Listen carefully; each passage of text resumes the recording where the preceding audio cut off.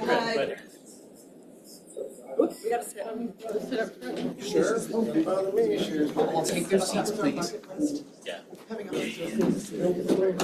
All right, so I will call the regular meeting of the Lewiston Planning and Zoning Commission for May 27th at 5:30 to order.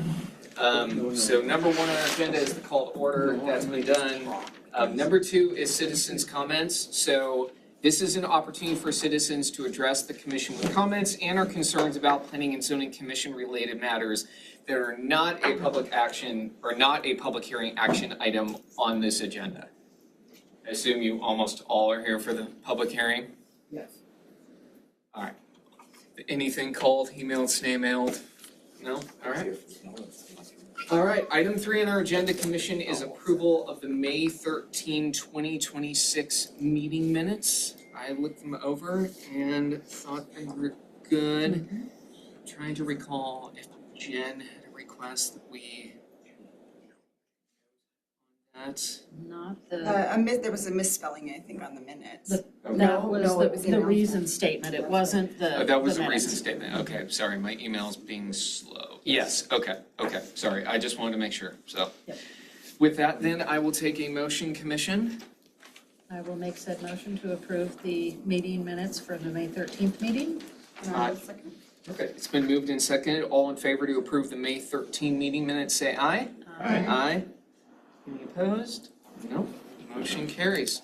All right, so that takes care of item A. So item B on our active agenda is considering the approval of the reason statement for sign waiver application V-26-1 by Zach Christensen of Walker's Furniture at 815 Main Street.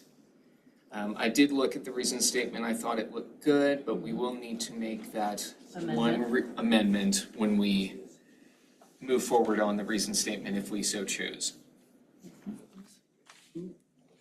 So any questions, comments, concerns, commission? If not, I will take a motion.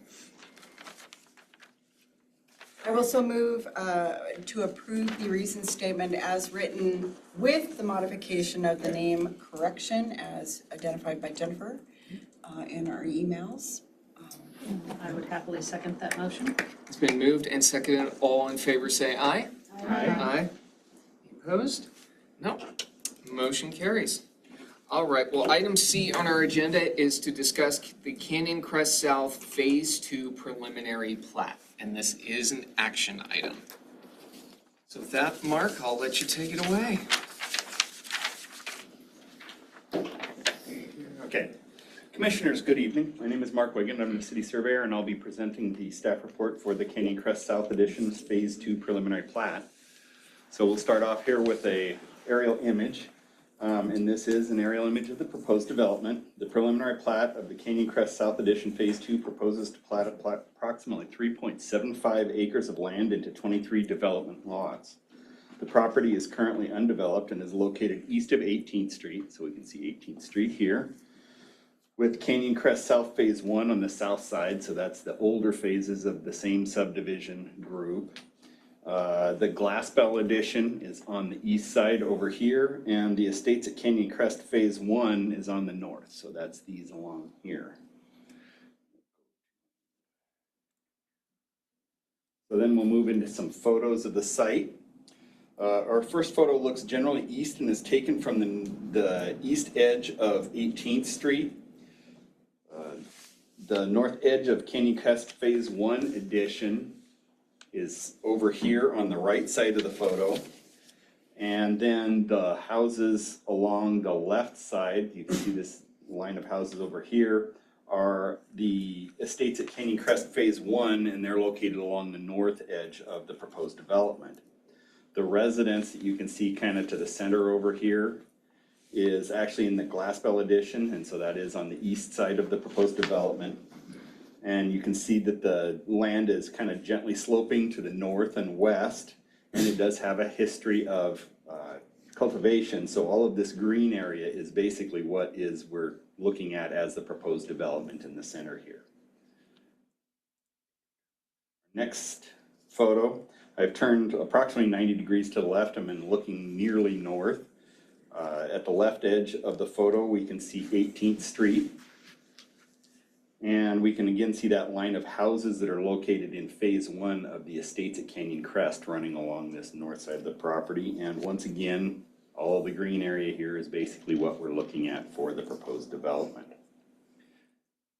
On to the actual preliminary plat itself. Historically in the past, so that's not something that is that far. On the preliminary plat, we can see that the proposed configuration of the 23 lots and the streets that will serve them. As with phase 1 of the development, we can see that the developer is utilizing the small lot development standard to configure the lots, which is allowed outright in the R3 zone. The streets that are proposed to be built to serve the subdivision are configured with a 54-foot right-of-way width that complies with the city's standard drawing 3-04 for a typical local residential street. You can kind of see that those are noted there, and that's the alignment of that street that we're seeing. The city has existing sewer line in 18th Street, and mains will be extended along the streets east and south from there to serve the proposed subdivision. So they'll tie in down here and come over and down to the end of that. And the Lewiston Orchards Irrigation District also currently has lines for potable water service in 18th Street, and new water mains will need to be extended along the proposed streets to provide service to the subdivision as well. Completion of the proposed subdivision will require construction of approximately 624 lineal feet of new public streets and approximately 262 feet of frontage improvements along 18th Street. Avista Utilities, CenturyLink Lumen, and Sparklight have also confirmed their approval of the proposed development by signing the city's utility services acceptance form. The subject property is currently zoned R3, and the proposed lot configurations comply with the minimum requirements for lots in that zone.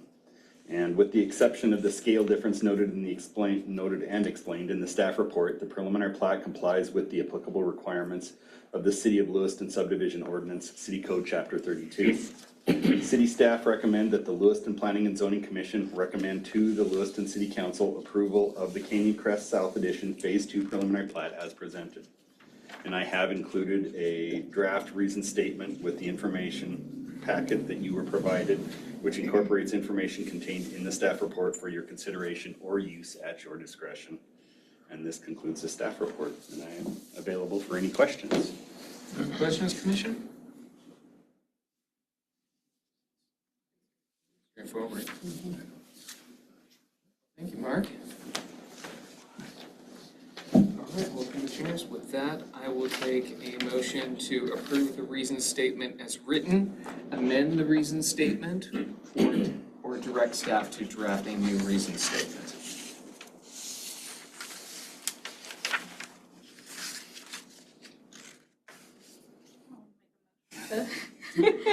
Approve the reason statement as is. I will second that motion. All right, it's been moved and seconded that we approve the reason statement for Canyon Crest South Phase 2 preliminary plat. All in favor say aye. Aye. Any opposed? No? All right, motion carries.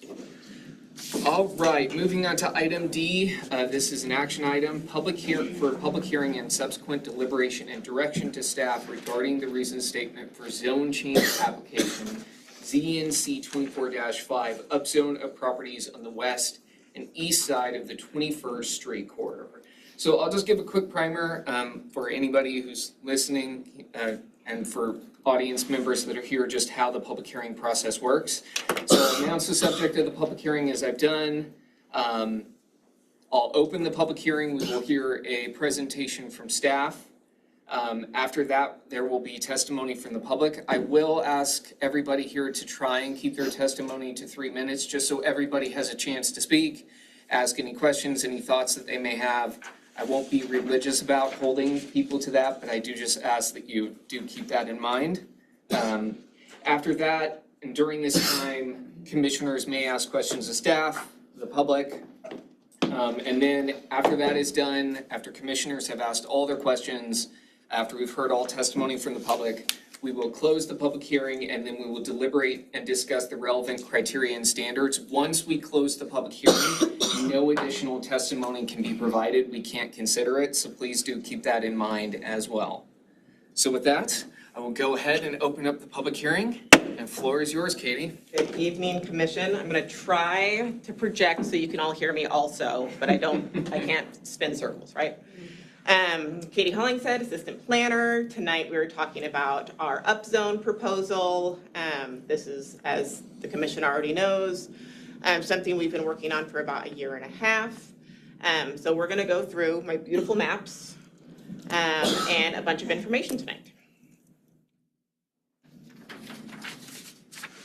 Okay, so what is the intent of the upzone proposal? So, as we have discussed and as is shown on these maps, so the ones that are colored blue and red show non-conforming lots versus conforming lots in the areas that were identified by the Commission and the Comprehensive Plan Work Plan Committee as being non-conforming and might be better suited to an upzone so that more of the lots become conforming. So on these maps, all the parcels that are colored red do not meet a standard in the R2 zone that they currently exist in.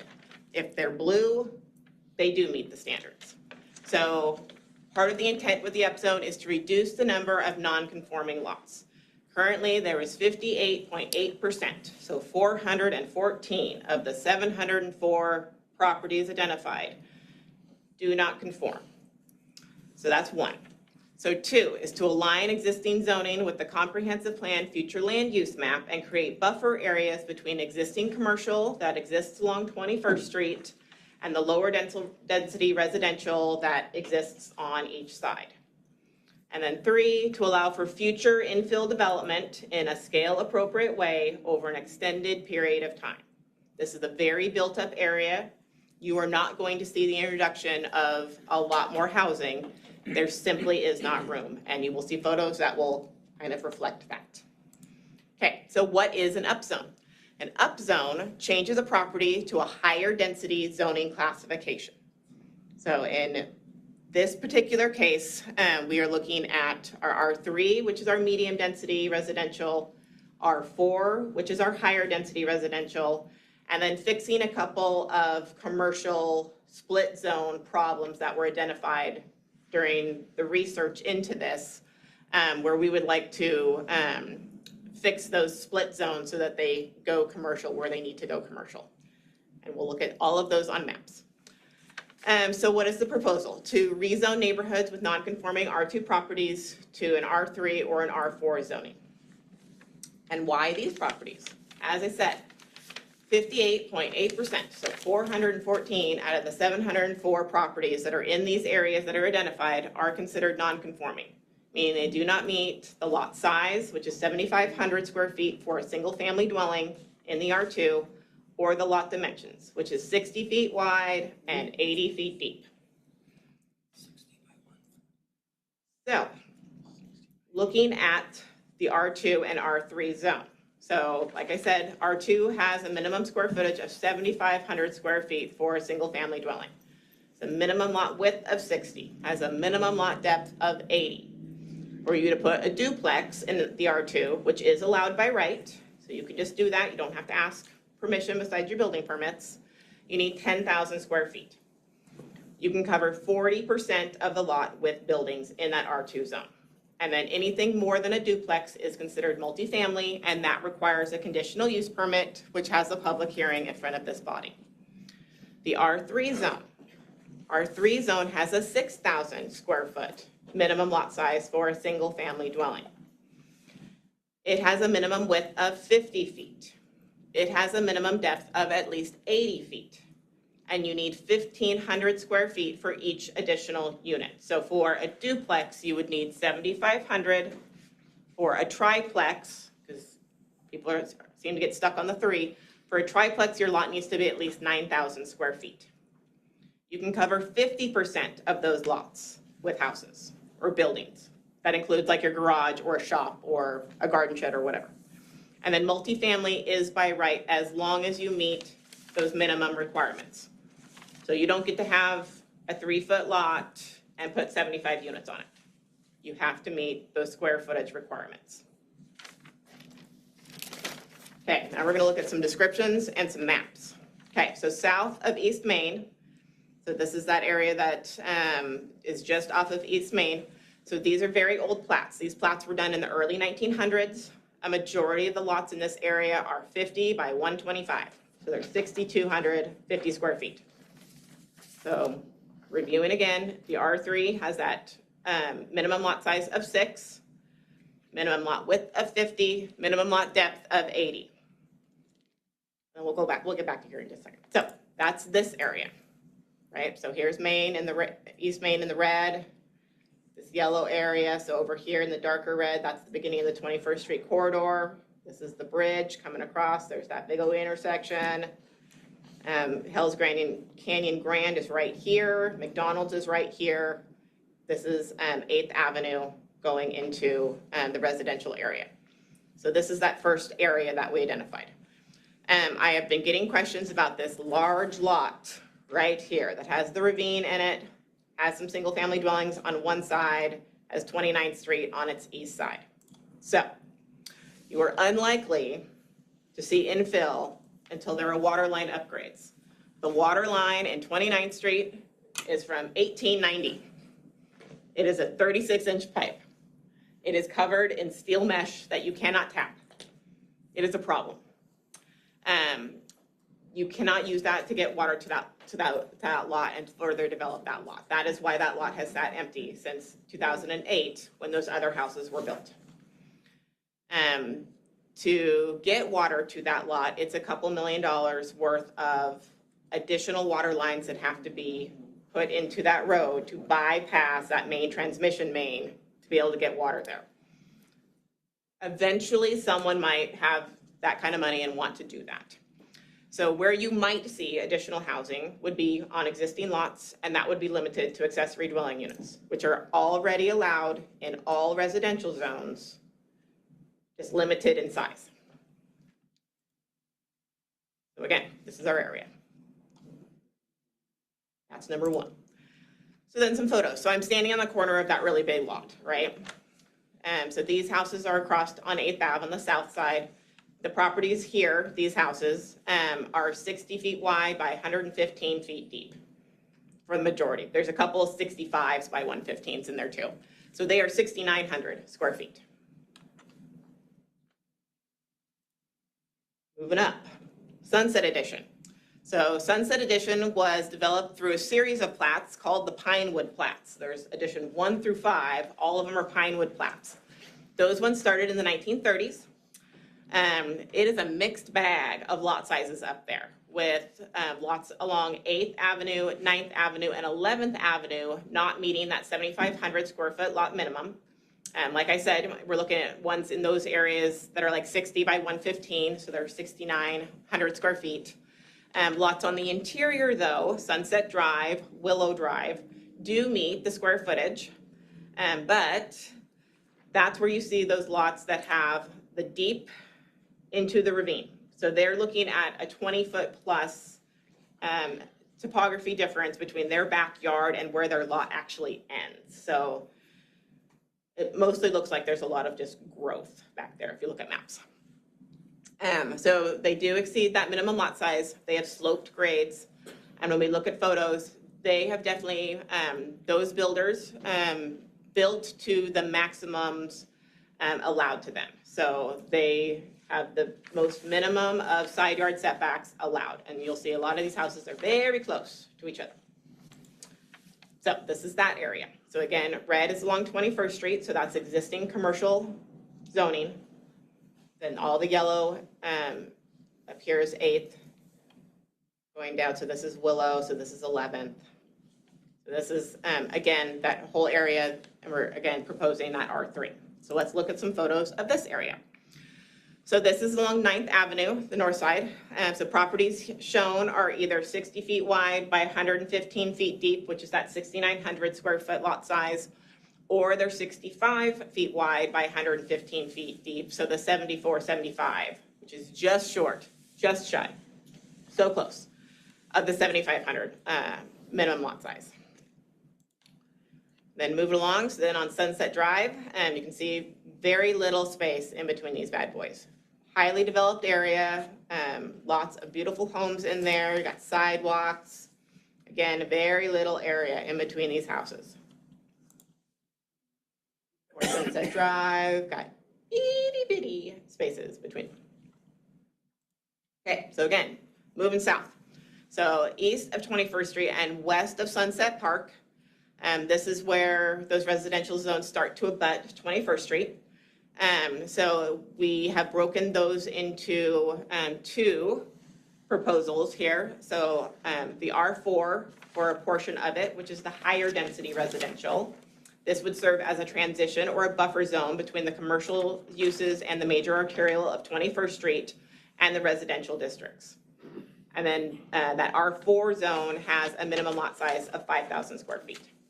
And then moving as you get closer to Sunset Park itself would be that R3 again, the medium density residential zone, that minimum lot size of 6,000 square feet.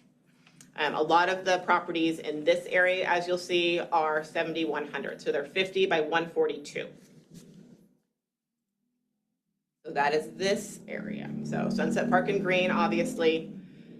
So dividing line here, this section's R4 where it abuts that commercial zone that already exists. And then I had mentioned earlier, fixing some commercial split zoned property. So that's what these little boxes with the black hash are, where it goes right down the middle. In this particular case, this is 24th. 24th was vacated at some point, and that line had been the division between the commercial and the residential. And so there's like 4 little parcels in here that are all split zoned. Makes it interesting for those property owners to do what they want, because most of this is parking lot. Same thing over here. Again, we have this weird line that goes around it where we have LC Valley Auto Sales right here. And we have Toyota here. And they have these weird split parcels where it literally just goes down the middle of a parcel. I have no idea why. It just does. It bothers me. I want it to be clean.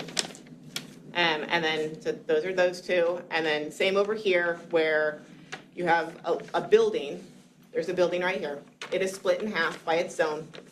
So the building, half the building is one zone, half the building and its parking lot is a different zone. This is one of the state of Idaho's public health buildings. And then there's a church over here and it's just a little finger of R2 where it should just continue across and be that start of the commercial zone. And then this all stays residential zone. So then photos in this area. So this is on 13th Ave. I'm looking at the south side. So properties here that are shown are 50 feet wide by 142 feet deep. So they're 7,100 square feet. That seemed to be the standard for the plats done in this area. So moving to the west side. So 21st Street to 17th Street. So this is Blanchard Heights and the Yantis additions. So Blanchard Heights was started in the late 1890s. So if you can imagine, these are really, really old plats because that was the Heights area of Lewiston at that time. So that was the high point, right? The Yantis addition started in the 1920s. So changing the zone from the R2 to the R3 in this area connects the existing R3 zones that are to the north and to the south of the areas identified on the map. So north of 11th Ave to 8th Ave going north is already R3, and then south of 17th Ave, there is a pocket that kind of wraps around Winco and goes up 17th that is also already R3. So we're making a connection.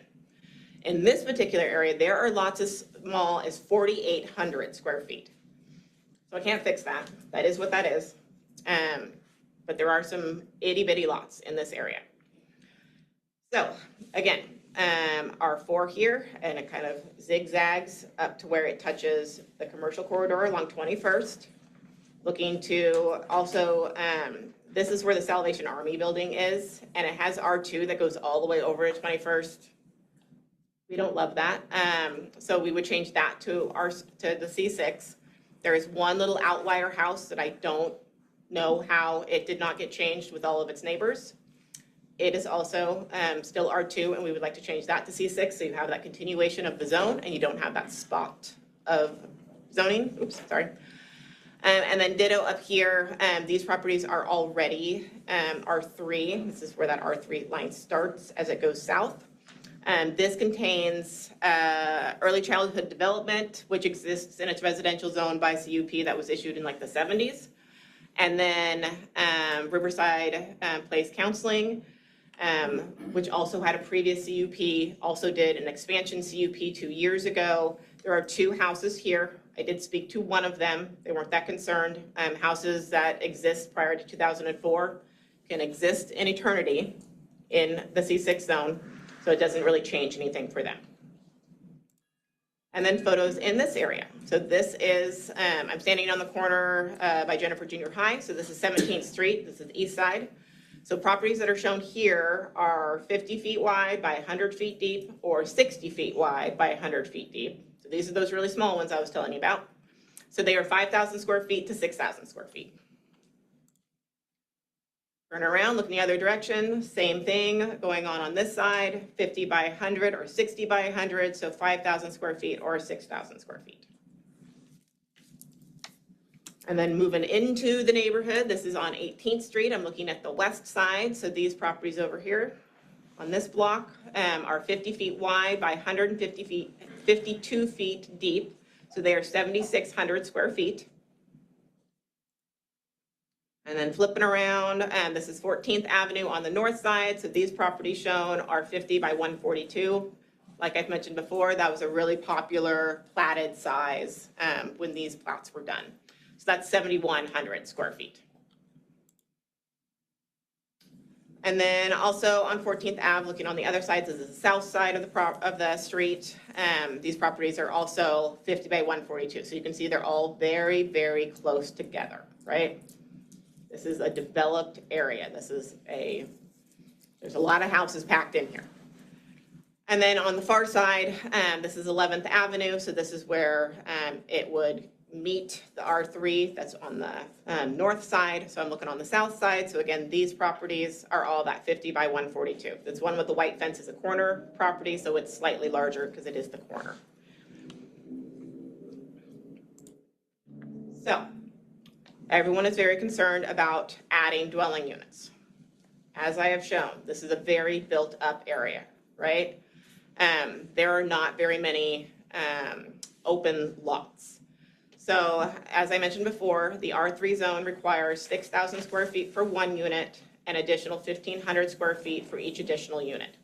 So all the ones in red in the R2 don't qualify, don't even meet the minimums for a single family dwelling. So that means they also don't meet the minimums for a duplex, right? So on the west side, that would be this one, 17th to 21st Street, there are 37 properties that could have something bigger than a duplex, like a triplex. They're kind of maxed out at a triplex, but 37. On the other side, much larger area, 72 could have a triplex. And even then, as mentioned, that Sunset Park area where you're dealing with a lot of topography, a 20-foot drop in the back, a very built up, so not really a way to get back to adding an ADU in the back. That's where a majority of those properties that are more than 9,000 square feet exist. Those are also the people who we're probably going to hear from tonight, I would imagine, who are going to say, I don't want any more housing in my area, right? But they would be the people who would have to put that housing in, and they don't want to. So then going back, just to review, so that R4 zone requires a 5,000 square foot minimum for the single family dwelling, an additional 1,600 square feet for an additional unit, so that's 66. And then, like I've mentioned before, accessory dwelling units are allowed on all lots currently of 5,000 square feet, but they are limited to 600 square feet of habitable space.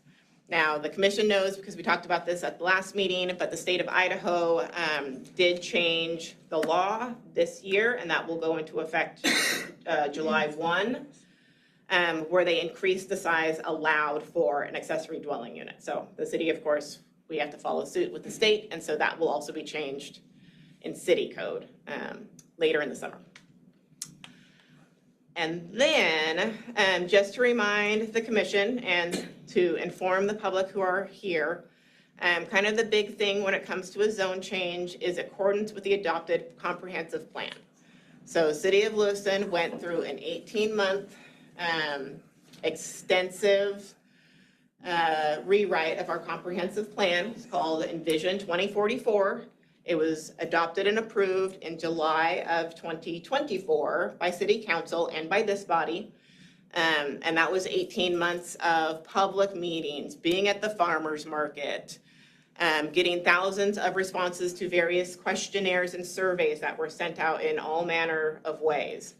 That adopted the new comprehensive plan that has kind of the goals and objectives of the city when it comes to things such as land use. And as part of that process, both members of this body and City Council, along with staff, formed the Comprehensive Plan Work Plan Committee to talk about how we achieve the different items on the action plan when it comes to land use. This was one of the items that was identified to create those buffer zones and have the alignment of the future land use map and our existing zoning code kind of come into alignment a little bit better. Is it perfect? No. Does it get us on the right page, started down the right path? Sure. So you will evaluate the requested amendment and you will decide if the nature and extent of the request is in accordance with the comprehensive plan.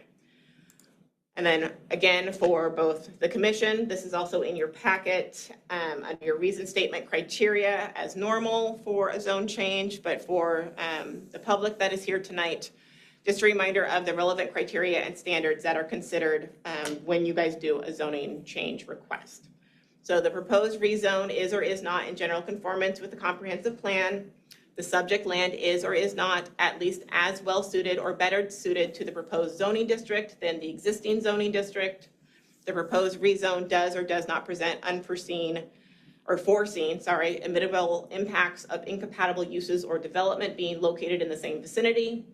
The effects of the proposed rezone are or are not anticipated to place undue burden upon delivery of services provided by any political subdivision within the planning jurisdiction, including school districts. So that's water, sewer, Avista, etc.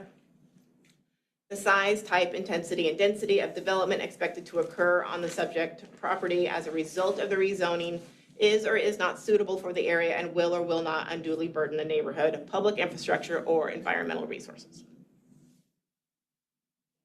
And with that, I would stand for questions before you open it up for public comment. Go for it. Katie, I know that we've asked this question in the past, and I just want to kind of reiterate for my clarification and maybe the clarification of some folks in the room. Part of the reason we talked about doing some of this is with these non-conforming lots, if a homeowner were to experience a tragedy where the house burnt down in its entirety, with several of these properties being non-conforming at this point, they would not be able to necessarily rebuild that structure in the same footprint, correct? Perhaps not. So non-conforming code is called out in city code, so it does allow for things like that for non-conforming lots, right? So it states that if a structure is destroyed more than 80%, it has to be rebuilt to the current code standard. So if you're on one of those really small lots and you've covered more than 40% of your lot with your house and your shop and your whatever, you would not be able to build back all of that. You would have to stick to the 40%. You would have to follow the setbacks required by the zone, which is a 20-foot front, a 20-foot rear, a minimum of 5 on a side with a 10 on the other, or 6 and 9, or 7 and 8, whatever makes 15 if you combine them. You would have to build to that standard. That's kind of what I thought was part of our rationale behind this, because I know that we've got a lot of older homes. Correct, and a lot of them are very close to property lines, or that they might cover more lot than their allowed to buy that R2 zone. The other thing that kind of drew me to suggest some of this at least was the number of calls that I get when people are looking to sell their home or refinance their home or insure their home. So I get calls from mortgage companies, appraisers, insurance companies, title companies who will look at a property and are trying to determine how they lend on it, how they insure it, all of those sorts of things. And I will get calls and they'll be like, hey, it doesn't meet a standard. Is this a non-conforming lot? And I have to answer yes, because it doesn't meet the standard of the zone it's in. So the idea is to move it to a zone where it's more likely to meet those standards, just as it exists. We just want the built environment to match the zoning that it lies under. Just to piggyback onto that question, so in the event of a tragedy and they can't, let's say they're falling short space-wise on a single-family dwelling, they can't build their shop because they're, because code. Are there any pathways for them to come before a board or council or someone and argue replacement to scale of what was there before? Do they have an avenue open to them to plead their case despite like an exception or a waiver to the? There are not exceptions or waivers. They could possibly apply for either an administrative variance, which allows, I believe it's like a 10% increase either of coverage or setback, or you could go through the full variance process. The problem I would see with the full variance process is you have to prove hardship, and financial hardship is not one of the ones that the state allows us to consider. And that I believe the other criteria is that it cannot be a problem of your own making. So if you just want a bigger shop, I would find the commission might struggle to find that they meet that criteria. No, in my thought, if they have a 1,900 square foot house and they have a 24 by 36 shop, and it currently, in its condition currently, takes up more space in this non-conforming lot than allowed if they were to rebuild identically, and they had a loss or a fire, then it's not necessarily a hardship of their own making.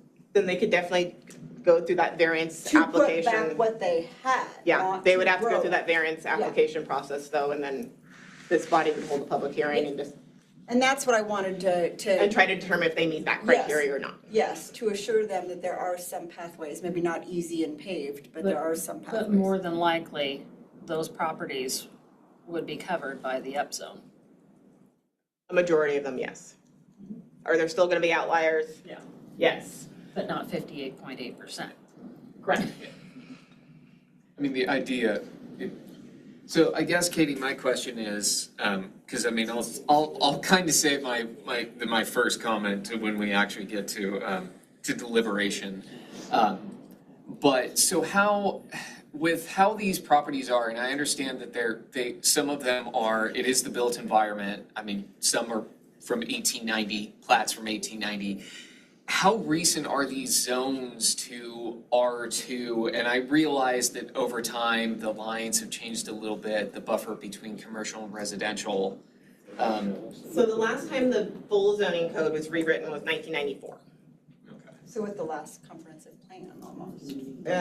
Yeah, actually before that, because the last comprehensive plan was done in 99. So in 94, they did a full rewrite of the code. I believe the map was also probably updated at that time also. Okay. And do you know how many, you probably don't know this, but I'll ask it anyway. I mean, do you know how many properties have changed from like the last time that has happened to now, or were, say, a majority of the properties out of conformance when the code was rewritten to make many of these residences in the R2 zone? I don't. Okay. And I don't know for sure, I could not find it. I don't know if, because the original, so like the earliest map of zoning was done in the 60s. So I don't know if if the map that was done then had the same standards for the different residential zones as those residential zones do now. That I don't know. There's any other questions for Katie? And I can always come back after people have spoken. I'm sure we'll have more questions, don't worry.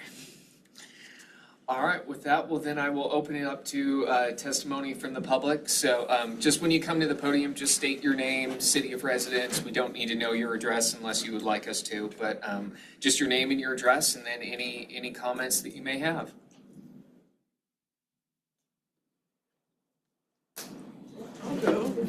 We won't make it high stakes, I promise. Diane Marsh, I live in the Sunset Park area there, and I'm just wondering if it changes, like you said, there's no room for expansion, we're all side by side by side. What is the purpose of changing us from R2 to R3, and will this affect our property taxes?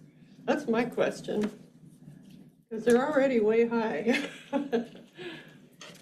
You want me to get up and answer that? I can mean, answer. you can. I mean, I know, I'll let you answer it, Katie, and then. Sure. Okay, so I did speak with the county assessor's office, and they said the zoning of your property does not affect your taxes. The use of your property is what they look at. So are you a single family, are you duplex, are you a whatever, are you commercial? They look at that. So the underlying zone should not change, but how that tax base works. So if you added so to piggyback off that, if you added an ADU, it would Yes. increase the value of your property because there's more stuff. Yes, if you added on a it. shop, it'll probably increase the value of your property, like. But that would do it in any zone. Right, no, that's my Correct. point, so. And then again, to reiterate the first slide that I showed, the intent is to bring more of the properties into conformance, and then to also establish those buffer zones between the commercial corridor along 21st Street, and you want to kind of slowly but surely zone out to those super low residential zones like the F2 or the R1. Kind of address your first question that you had talking to the gal that spoke. Part of the reason we've started into this process is because of the number of phone calls that have been coming from people who are looking to sell their home. And someone who's looking to purchase, when they do go to get a loan on a non-conforming, or they go through the title company, it does raise additional issues. Because if you're an insurer and you're insuring a home for a certain valuation, obviously you're insuring against tragedy. And, if you're insuring a 2,000 square foot home, and the realization is that if a tragedy occurs because of the current zoning on that and it being non-conforming, the biggest you're gonna be able to build following that fire is maybe 1,600 square feet because of that space. So it just kind of makes it back into alignment. A lot of historic properties, older homes are in these zones that we've looked at. And so that was one of the biggest things. Something happens, you can't build back what you had. Or you can't add a shop. Or, even some of these people can't even add a carport or a garage space because you're already covering more of the square footage of property available. And by changing that zoning and doing the upzone and allowing 50% coverage, so there are people that are looking to sell homes who the buyers are not interested because I can't even add a garage. I can't even add a carport. So they're bypassing homes that are on the market because in that non-conforming status, they can't do anything with it. All right. Whoever's next. My name is Linda Weem, and I also live in the Sunset Park area. And my only concern, this is my neighborhood right here. And they have a line going here to make this R4 and this R3. This is a whole neighborhood. And I'd hate to see that line there because it's exactly the same. We take a walk all the way around here. I'd rather see the buffer zone here. Just make this all R3 because it just doesn't make any sense. This is all built up residential. That's just my concern. I'm sorry, ma'am, can I get your last name? Wieme.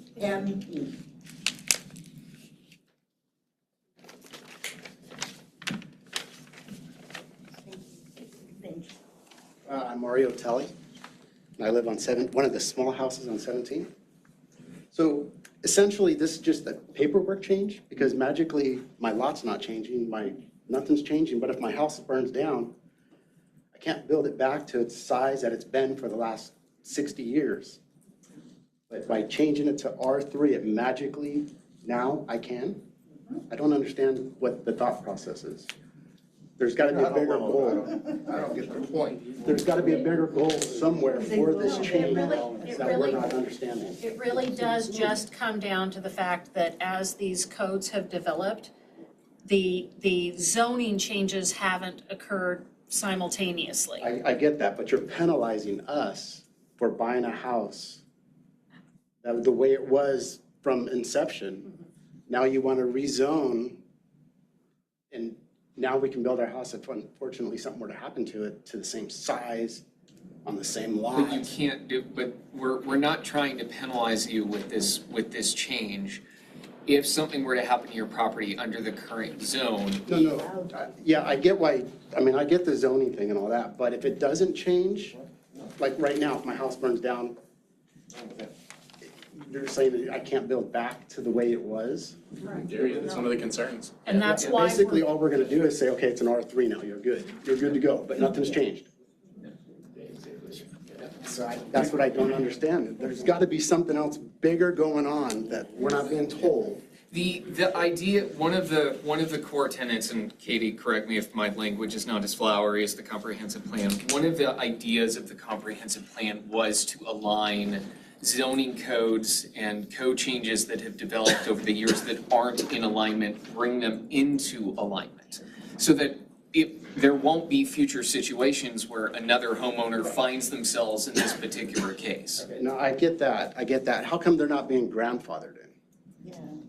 Yeah, exactly. So Because again, I mean, our house has been like this for 60 some odd years, right? Yeah. King Katie, to get to that to a certain extent, there's an element of this too, which is undoing kind of or application of a zone that shouldn't have been as narrow as it was. I get that. Which is tricky, but Katie, the grandfathered use I know is a good question. As far as, because is there anything before or after this where this change would prevent someone from doing something they are doing presently on their property? No, so so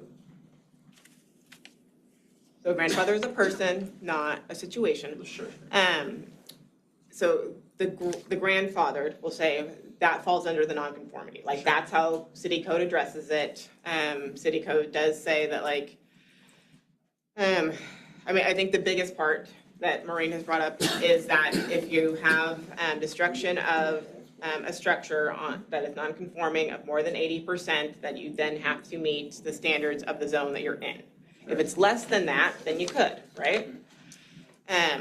But so that's the code that is currently available in city code for, staff to utilize when something like that was to happen. Sure. We utilize that frequently when people have built a garage or a deck or something too close to a property line. Because there's caveats in there that says you can continue the wall as long as you don't make the non-conformity more so, right? So if you're not getting any closer, if you're not creating a new non-conformity, if you're not creating a fire hazard, if building and fire say that yes, you're still okay, you could continue on and you could, build whatever it was you were building. But ultimately, yes, you're not wrong. You're not wrong. It is a paperwork situation, but it's one that we're trying to remedy. And this is the remedy available to staff and this board and council is through the code. I think the best way to look at this, and I kind of get the feel of where you're going, is everybody, it sounds like, is looking at this like we've got some ulterior motive for why we're doing what we're doing. What it really is code has changed, and we all of a sudden were looking at code and looked at it and went, oops. That things haven't changed to match. So we are, when you look at it and realize 58.8% is non-conforming, the codes were changed without the simultaneous zone changes happening to maintain that consistency along the way. And so it's kind of, what we're trying to do is actually go in and remedy something that should have, those map changes should have been done, those zone changes should have happened as code changed. We just now have identified, like, and it's not just, trust me, it's not just this neighborhood. There are swaths everywhere that we're gonna be addressing, because it's like we're looking at the comprehensive plan, and like Katie said, it hasn't been done since the 90s. So as this came out, it made us start really looking at neighborhoods, because part of what we were looking at was neighborhoods where growth would make sense. But by doing that, we also identified neighborhoods where we're like, oh, wow, why are people, we're getting constant calls, city, it's getting constant calls from certain neighborhoods saying, can I build a this, can I build a that? If I were to buy this house, can I put on a garage? Can I, no. And then it was that realization of, well, the problem is it's zoned R2 when technically, just based on the lot size by today's standards, it should have been an R3 all along. No, I mean, I get that for future growth and stuff like Can I that. have you, there's a speaker that, so I can pick up the recording. We have to get, I didn't realize that. we have to get you on No, the I record. completely agree that going forward, the lots and stuff need to conform to whatever the code is. But again, a lot of these houses have been here for Yeah. ages. But what we're trying to do is make sure that if something happens to your home or your neighbor's home, that you're not And penalized. that's the part I guess I don't understand, because my lot's not changing. Nothing around me is, my neighbor's house is still, we are so butted up tight together, nothing is changing. I can't build anything additional on my lot because it's so small anyways. So that's why I just don't get. Think about it as in terms of like a speed limit, right? You've always had a speed limit of a certain speed in your neighborhood, right? But now something else moves in and they drop it down from a 25 to a 20. It's not that they're penalizing, they're just changing it to adjust for what's happening. We just don't, you're looking at it in the reverse of the way we're intending it. We don't want you to be penalized if something does happen. Right now, if we leave it as is, if we don't touch this and we don't do anything, if something happens to you or one of your neighbors, you are in that penalty box. We're trying to remove that penalty box. And even if you were able to follow, or even if you did qualify for the variance process, it is because of state code, not because of the city, but because a lot of the things we do as a commission are regulated by the state, it's not easy to go through that process. So we don't want to put you through that process if, God forbid, something were to happen to your property under the current code. My thoughts when Katie was doing her presentation was many of the lots are 7,100. You said that seemed to be a standard. And if you've ever worked anything public, documentation and how things happened was not very great. We didn't have recordings and we don't know who made the decisions that were made at the time. So it would make sense almost, well, if 71 was the standard or 60% of what is covering or what these small homes have, why don't we make it 71? But if you were to think about your complaints about your neighborhood now, which is parking, and how you don't want your bathroom window open if the next door neighbor has their, and I had a house in Moscow that I felt like they were in the bathroom with me. So when you're that close. So when you're thinking low density, by expanding the size of the lot to 7,500, that gives you a little more breathing room so that you're not stacked. Yeah, I get that Right, in future development. No, I'm just talking as it is. And Yeah. so somewhere at the point in time, the decision for a 7,500 square foot lot made more sense. But my heart's with you in the sense of these smaller, older homes. I live in Normal Hill and Right, yeah. and I like the architectural styles, I like the neighborhoods, the classic neighborhoods. And so I understand that you're hearing from, I think, us saying we did this because we're trying to put it in conformance. But the flip side of that is R3 opens up other opportunities down the road. And, Yes, but this is partially deliberation, but I can't speak for what a commission is going to decide in 10 or 20 years. I can't speak for what individual homeowners are gonna do in 10 or 20 years. We partially chose these areas because of the built environment. There is not a lot, and this was illustrated by Katie, there is not a lot of opportunity, even with the upzone, for people to do significant changes to their property. I do understand the concerns about traffic, congestion, property taxes, but in these built environments, that is very unlikely to happen on a significant scale. That's not true for every neighborhood in the city, obviously, but in these environments, it is. I think with the upzone, the largest infill you might possibly see is somebody putting up a carport on their property or a shed in their backyard. The lots, honestly, 90% of those lots are not even big enough to add to change it to a duplex. The lot size. Existing house to do. Only if your lot's big enough.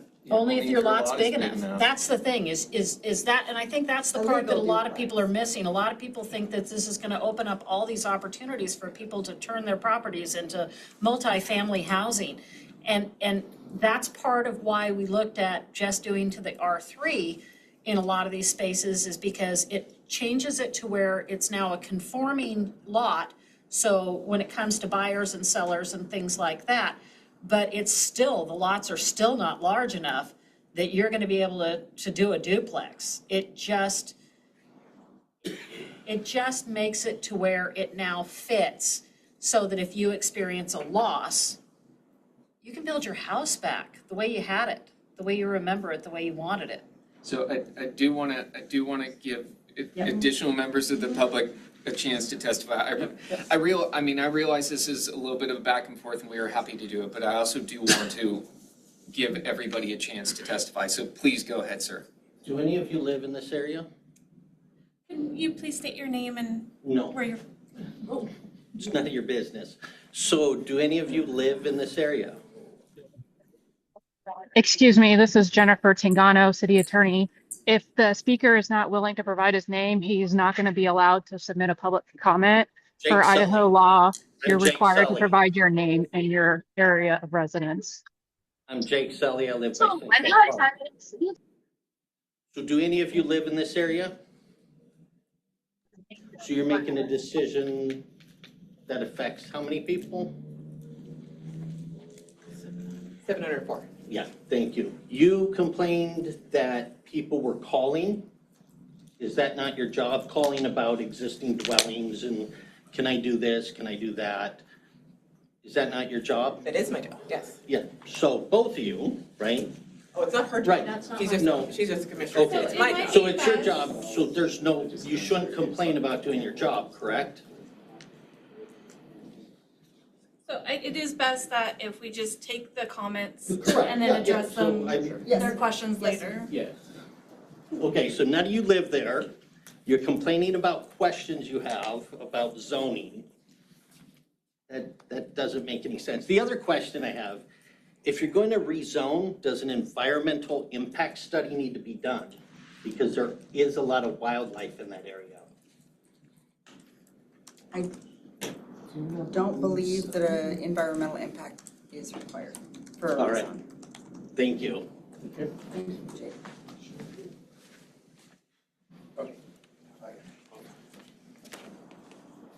So I'm Walt Weem, I live in the neighborhood of Sunset Park.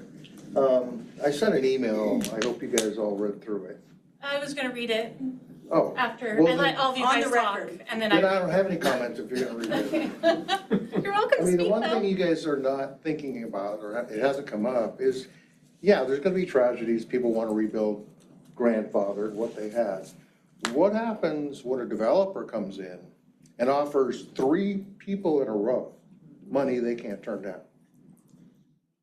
And they put an apartment complex in there. Then what do we do? Then where's the traffic gonna go? Where are people gonna park? How's it gonna impact the park? The whole aura of the neighborhood. I mean, it's an Americana area. Everybody loves that area. A question, It would be a CUP, so we'd So- have to approve it. So a question on that, as far as three separate lots. Not in R3.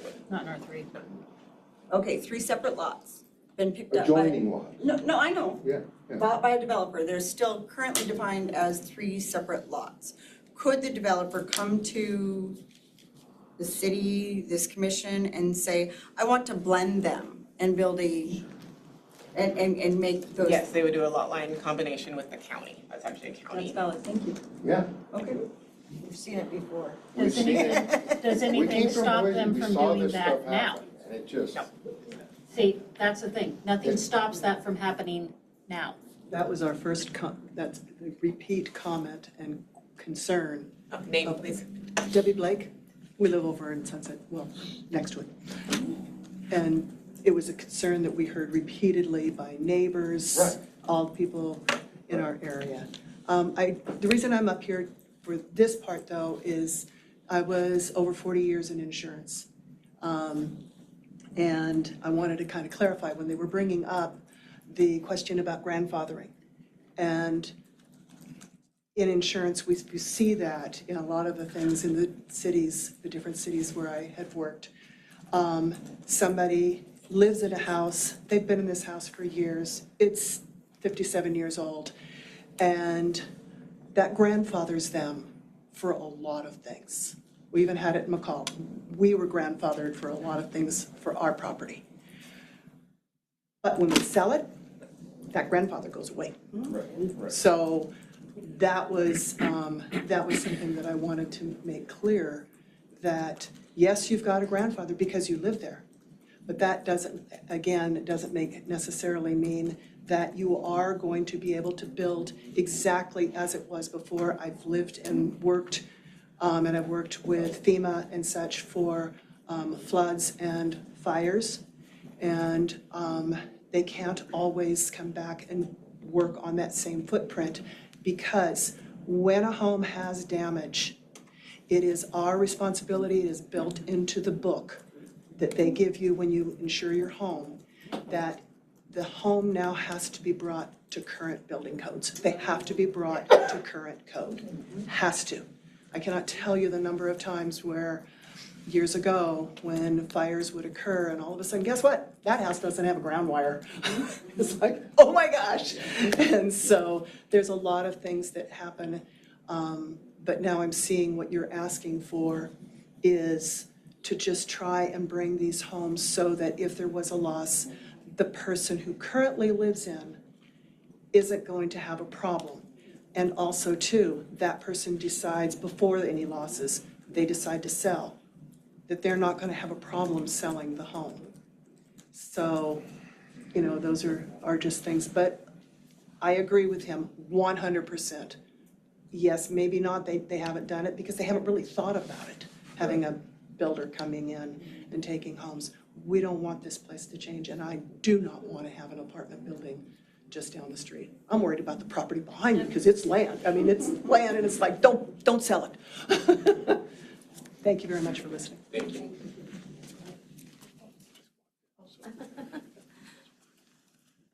I'm Sharina Telly. I live in one of the small houses, so I have all the other concerns, but I also have a big concern about the Salvation Army building. Being rezoned, is that gonna, or maybe they can now, have homeless people in there, a shelter, and I don't want that to happen.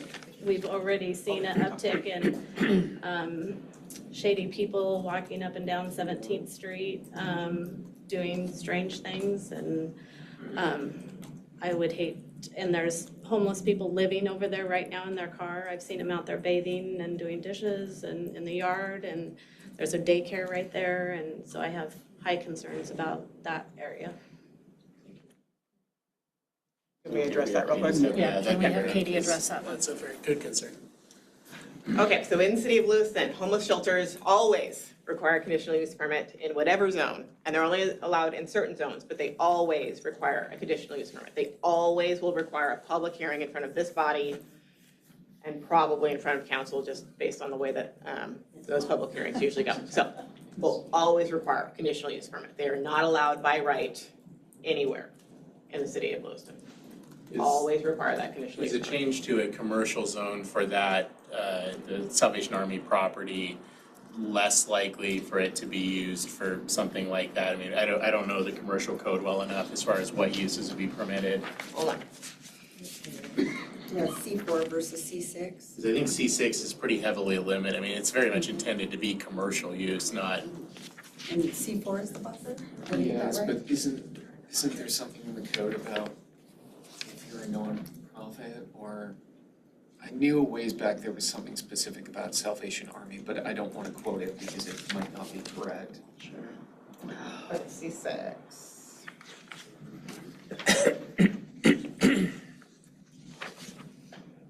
Conditional uses. Okay, so C6 is our regional commercial zone. So uses that are permitted by right are auto, boat, manufactured home, recreational vehicle sales and service, eating and drinking establishments, financial institutions, a hotel or motel, a car wash, a commercial entertainment facility, so that's like a bowling alley or like the axe throwing place, a daycare center, mini storage, personal services, so that's people who do hair, people who give massages, people who poke things into your face, that kind of stuff. A preschool, professional and business offices, so that's a lawyer, an accountant, anything like that. Public or governmental offices, so that's a government office like this building. Residential uses that are legally established as of December 31st of 2004. Retail sales and service, so that's any kind of store. A service station, so that's a gas station. Small animal hospital, clinic, or kennel, so that's a vet. A recreational vehicle park, subject to the standards in chapter 23. A church, those are the ones allowed by right. So then under conditional uses, a homeless shelter is one of them under conditional use. So they would both have to come in front of the board for the conditional use permit and meet all of the standards in section 37-125, which is that kind of laundry list of all the things, how close they are to, they can't be so close to certain things, they have to be so close to transit, the different pieces of that 37-125. Thank you. Katie, C6 versus C4, when we talk about buffers and how we're supposed to be moving our way out from commercial to kind of sort of commercial to R3, R4, yeah, and it just keeps going out. What's the difference between the C4 and C6? So C4 is our general commercial zone. So it allows most of the same things with a couple of additions. Car washes. That was in the other. Car washes, laundry and dry cleaners, a mortuary. Mortuaries, yeah. Hotel, motel. That's in the other one. Yep, hotel, motel, greenhouses and nurseries, building supply outlet. So it's less restrictive or more restrictive? It's less. Less It's restrictive. less Okay, thank you, that was what I was There are trying more allowed C4 uses. has multifamily residential, not on the primary level, so C6 is more restrictive. Yeah, the C6 is more restrictive, the C4 has more uses allowed by right. Thank you, that's what I wanted everyone to understand. Thank you, Katie. Any additional testimony? Just wondering, Brian Startwell in the Blanchard Heights. Just wondering, possibly like he's talking, somebody bought 3 lots, 4 lots, what's the biggest somebody could build in an R3? Multi-family would I be- mean, Biggest, what do you mean? If they Height combine. or number of units? Number of units. Katie, can we have you go over? 'Cause that, I think it's a common thing, so if we Okay. had, So in the R3, minimum lot size is 6,000 square feet. You need 1,500 square feet additional for each unit over 1. So For a duplex, 7,500. for a duplex, triplex, 75, 9,000. for a triplex, you need 9,000 square feet. Hold on, let me get my calculator out. So if it's a 12,000 square So foot. say you lot- have 3 of these 50 by 142s, okay? We'll go with that as our standard deviation here. So Where is my calculator? Settings. I don't know where my calculator is on this phone. So what was it, what did you say? What is it? It's 7,100 is what, So So 150 by 142 is 21,300. Yeah. All right, so Okay, 21,000. so 7,100 times 3, so that would be 3 lots. So that's 21,300 square feet. So minus the 6, that leaves 15,300, so divide by 15. That would be 10, so you could do 11 units on 3 lots combined together. So they get 11 units. But, okay, can you go over a bit, do you still have restriction on the maximum coverage of the 6, so we lot? go 22 units? Yes, so you could only cover 50% of the lot, so Limited to 45 feet in height, right? limited to 45 feet in height. And then you would have to provide the parking. Right. And if you think you can get 11 units into 10,000 square feet. 10,000 square feet, Under 45 feet in height, so Do- you're do you kinda- two-story, I mean, it's. do you see it's the tight. lack of feasibility of that? It's Like, we're not just, it's not just, We're gonna be it's not just the square footage of the property, it's also, the code also specifies how much the building can cover. So. And associated parking Yeah, lot. and associated parking lots. So from a financial, And there are I mean, I setbacks. can't speak to what a developer will do, but from a financial perspective, that's not feasible it's unlikely. I won't say never, because I can't speak to the Not a future. moneymaker. But There it's could be it's 6. unlikely. I mean, there could be Yeah, a 6 or 7 unit, it's always possible. It seems unlikely to me, but it is possible. There definitely is. There's nothing that has to go before the zoning. Not in the They can just R3. buy it up and start building. But Well, there's they have to apply also. for Yeah, permits, of course. Yeah, I mean, They would have to bring if everything everything's code. according And to then you said code. there was a hearing about combining them. No. Three lots combined into one? Yeah, that's just a lot line adjustment and it's in with the county. It's paperwork. Okay, so. But we need to clarify though, there's nothing stopping that from happening right now either. Right now, There's just slightly different minimum lot size requirements, right? Correct, like you could You could do combine exactly lots. that same thing right Anybody now. can combine lots, Okay. like Yeah. people do that all the time. For anything over a duplex, they would come in front of this body for a conditional use permit. But- So anything but- over a duplex, you need a conditional use, is what you're saying? In the R2, yes. Oh, okay. But In the understand. R3, you do not. And also understand something, this is one of the things that people don't understand. When it comes to a conditional use permit, and you'll kind of see by the parameters of what we go by when we look at things, we can't, it doesn't matter how we feel about something, it either meets the standards or it doesn't. And that's our guidelines. So even though we may disagree with a project that somebody's wanting to do with conditional use permit, we have very thin guidelines that we have to operate in. But for the conditional use permit process, there is a standard that we have to consider whether it does fit the neighborhood, and part of that is feedback from the public. Whether you want that property in your neighborhood or not, we can take feedback on things like concerns about traffic. So there is that aspect to the conditional use permit as well. Yeah, I can see several older houses and somebody offers them enough money that We weren't something trying to rather plant a large seed. can get landed right in the middle of the Don't give neighborhood. them ideas. Yeah, But the point we're trying to make is they can do it now. with an R2.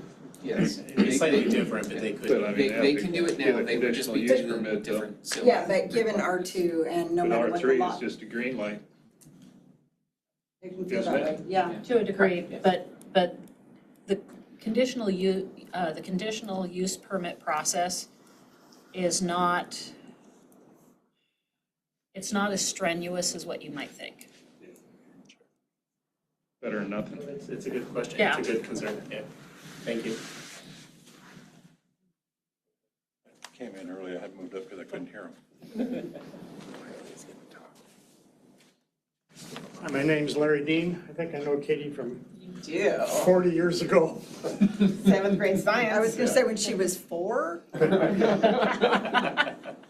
Anyway, I live in Blanchard Heights, and my neighbor is really concerned about, it's an R2 zone, about building an apartment. If they could get a hold of 2 or 3 lots, can they build a 10-unit apartment we have this infrastructure for, just right for our neighborhood, but if the sewers don't hold up really now. The city's up there constantly working on them. So we're concerned about building apartments in our quiet little neighborhood, which is, I don't know, it's safe and everybody walks the streets and we feel good about it. So, and a lot of our little homes are families that this is their investment for all their lives, and now they're gonna lose some of their investment if they build a 6-unit apartment down the street a ways. So they're worried about that. So, we want more homes and more houses. So it seems that we're zoning possibly to lose some of our homes, some of our houses. I mean, a developer could come in and get 2 lots and put a 6-unit apartment or something there, and everybody in the neighborhood say, well, when partners move in, families move out. Anyway, that's the way I feel. And I've seen that a lot. I think we need to protect our little neighborhoods because they're cool. They really are. And but these aren't big houses, but everybody's fixed them up really nice and they keep their yards up and they're proud of where they live. And they're, in our R2 zone, they're really worried about apartments. And I didn't understand necessarily what Katie was saying, if apartments can be in R2 or only in R3 or. They can be in R2 through a conditional use permit. So somebody right now could put a 6-unit apartment in my neighborhood if they wished, if they meet all the standards and are approved for the conditional use permit. See, I thought going to R3 was the only thing that, at R2 we were fine, at R3 we're not. No, R2 still allows for multifamily just through the conditional use permit process, which requires a public hearing in front of this body. Okay. Yeah, I guess that's all. I haven't made a speech, but she kind of blew a hole in it. That's a lot of work. No, thank you. Additional testimony? My name is Irene Everett. I live in Blanchard Heights. And as I understand this process, this is kind of a process to back into what is existing. So you have what existing lots are measured as but are zoned incorrectly based on what the lot size is now. So it's kind of semantics because you are changing the zoning designation to match the actual physical size of the lots, if I understand it correctly. Is that pretty much the gist of the whole thing? That's the goal. Bingo. Yeah, to get it closer to what's there. Right. Okay, thank you.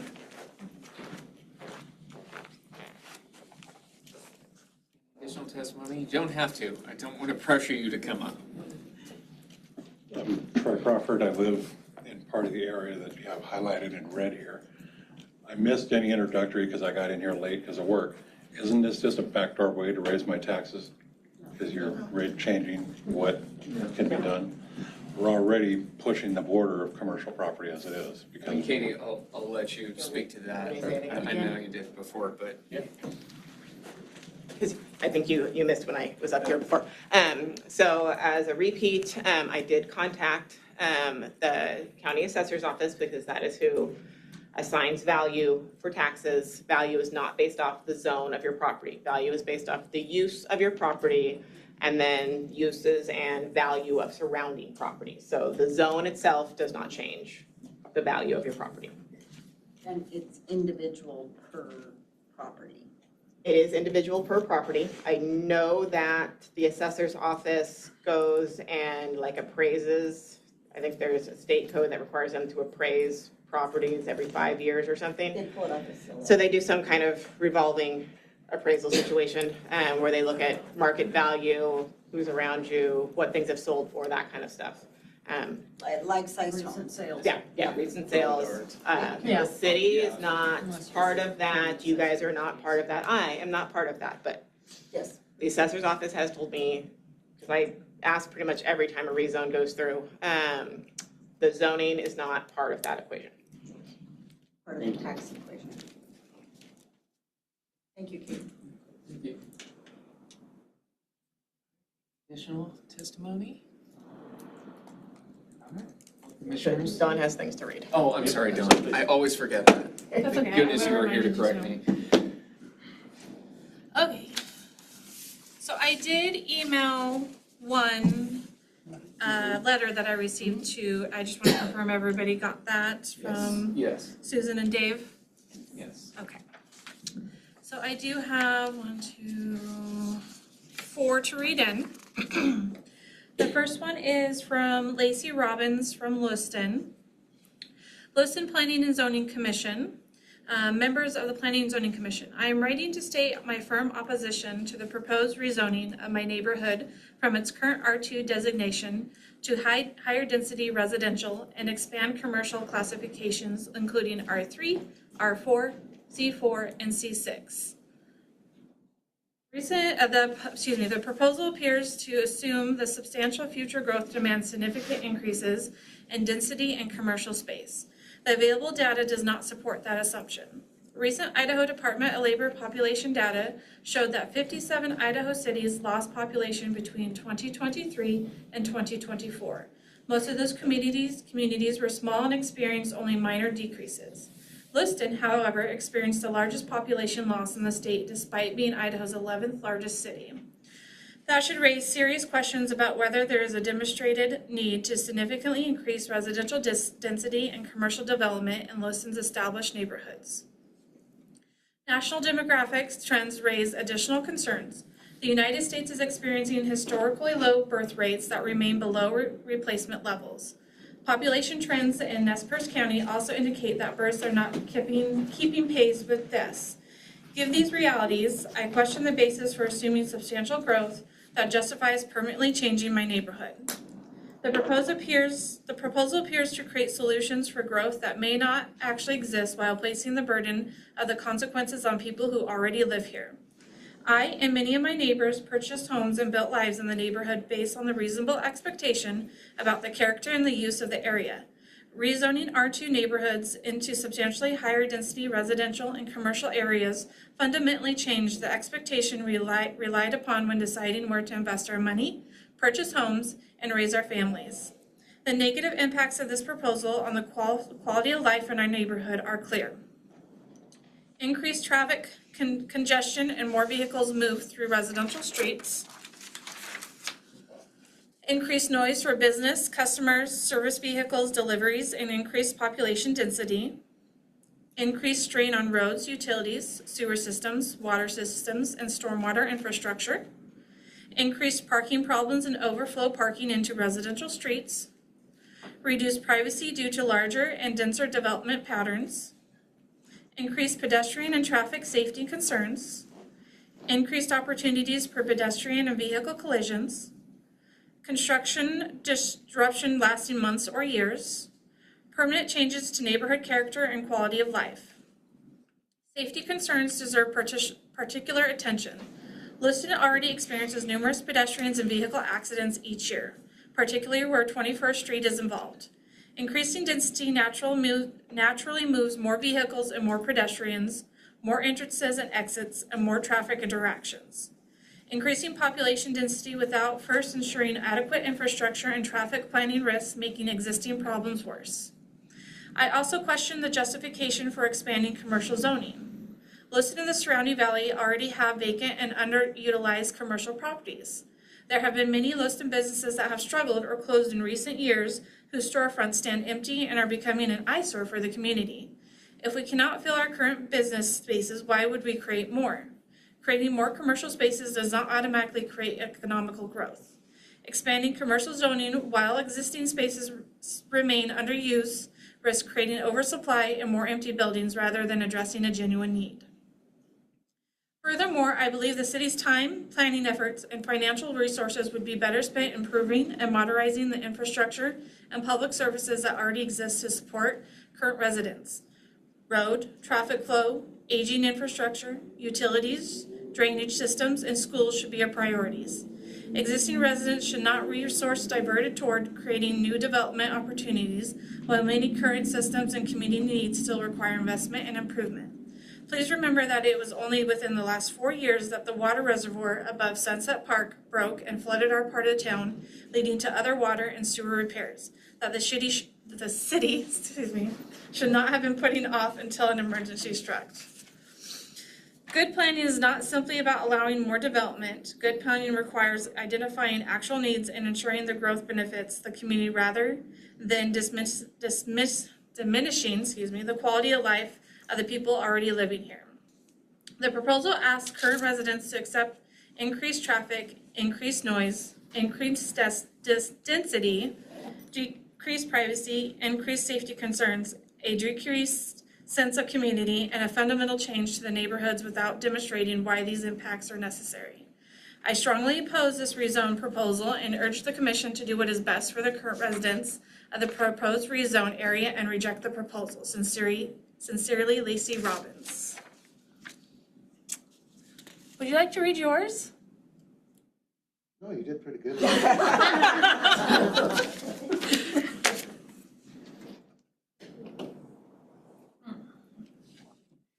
Dear Planning and Zoning Commission, Mr. Plaskin and Miss Hollingshead, my name is Walt Weem, and I reside in the Sunset Park neighborhood. 5 years ago, my wife and I relocated from Boise to Lisson specifically for a well-maintained, timeless, single-family character and unique American serenity that defines the areas like this. As a retired civil engineer, I spent my career designing major roadway projects for the Idaho Transportation Department, Ada County, and the city of Nampa, and communities experiencing growth all across the state. I have directed professional experience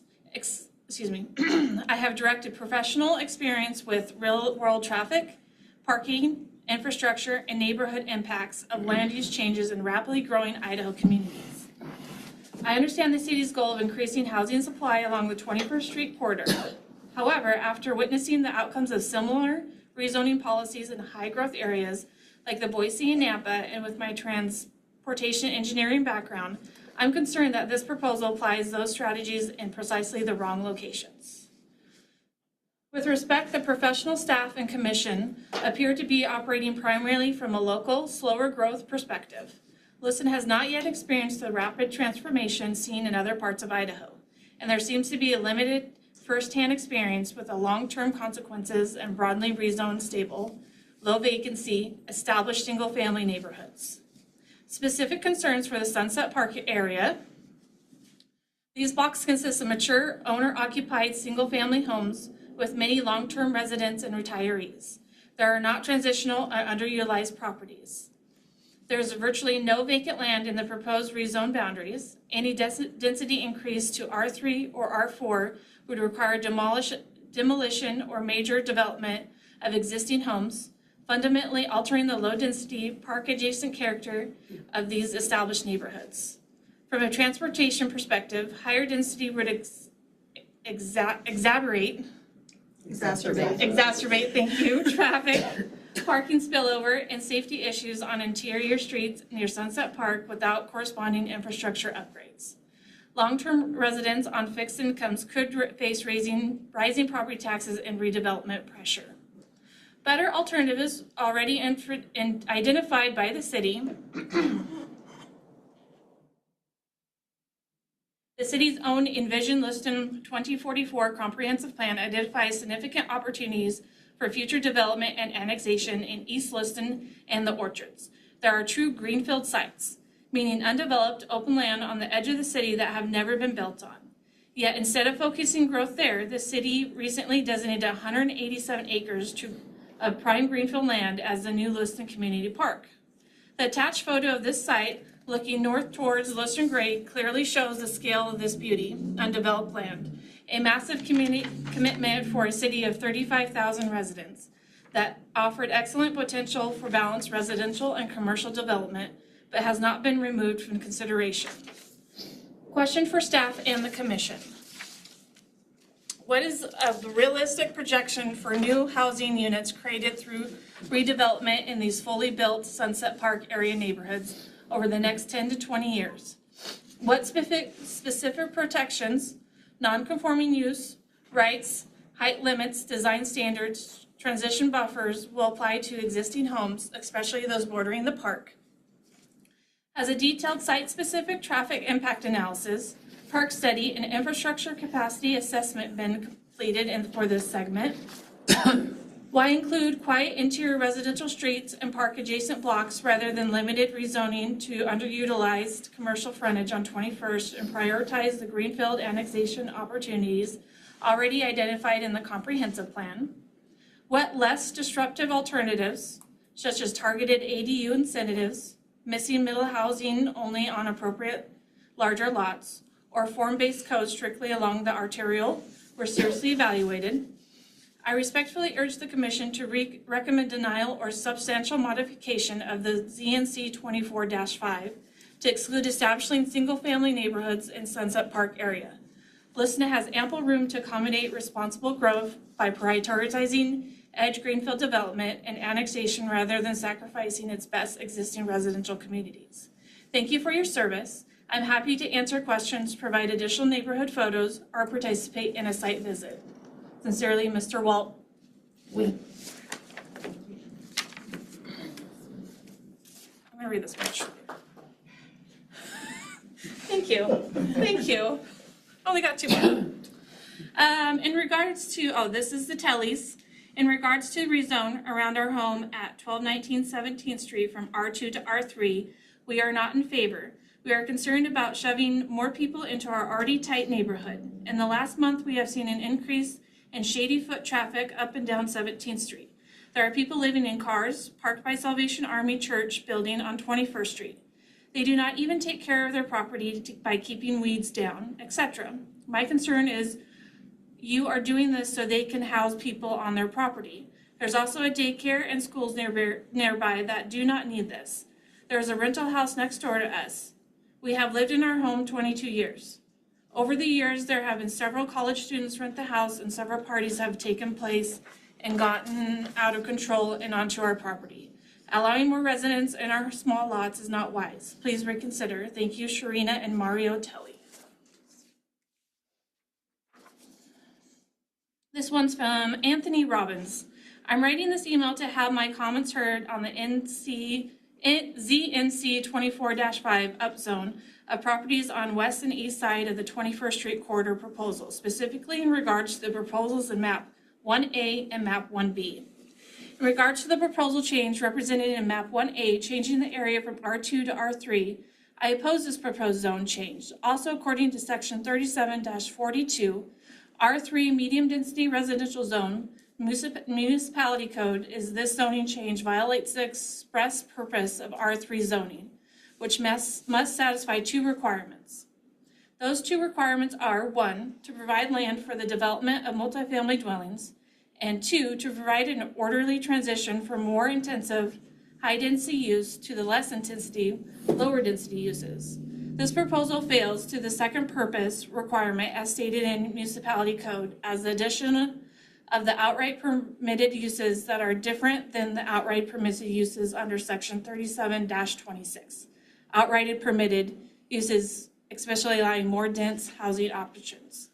The language in the municipality code is very clear that both purposes must be satisfied, not that either may be satisfied.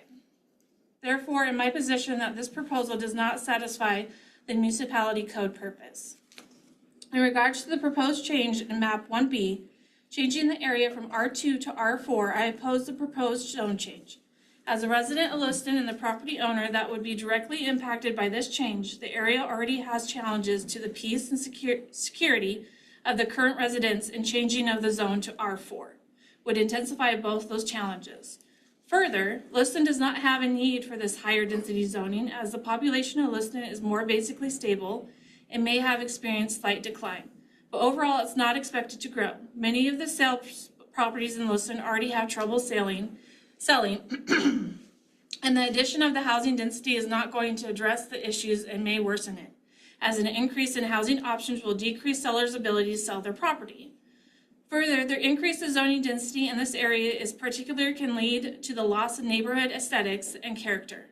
The term Candy Cane Lane exists in direct reference to the traditional of those neighborhoods who live on Sunset Drive in map 1A to put up candy canes during the winter holiday season. Sunset Park has has a quiet community and neighbors who enjoy being able to walk to the park and spend time enjoying the sunlight and nature. Sunset Park is in an area where it is very common to see wildlife in the cooler evenings, and the increase in density may threaten the public's logistical access to that directly, as the additional noise and commotion of higher density settings may scare away the existing wildlife. Overall, I'm opposed to these proposals, and specifically to the proposal in map 1A and map 1B. Thank you for taking your time to read this and enter it to record. Anthony Robbins. That's all we have? Yeah. Unless anybody else has anything.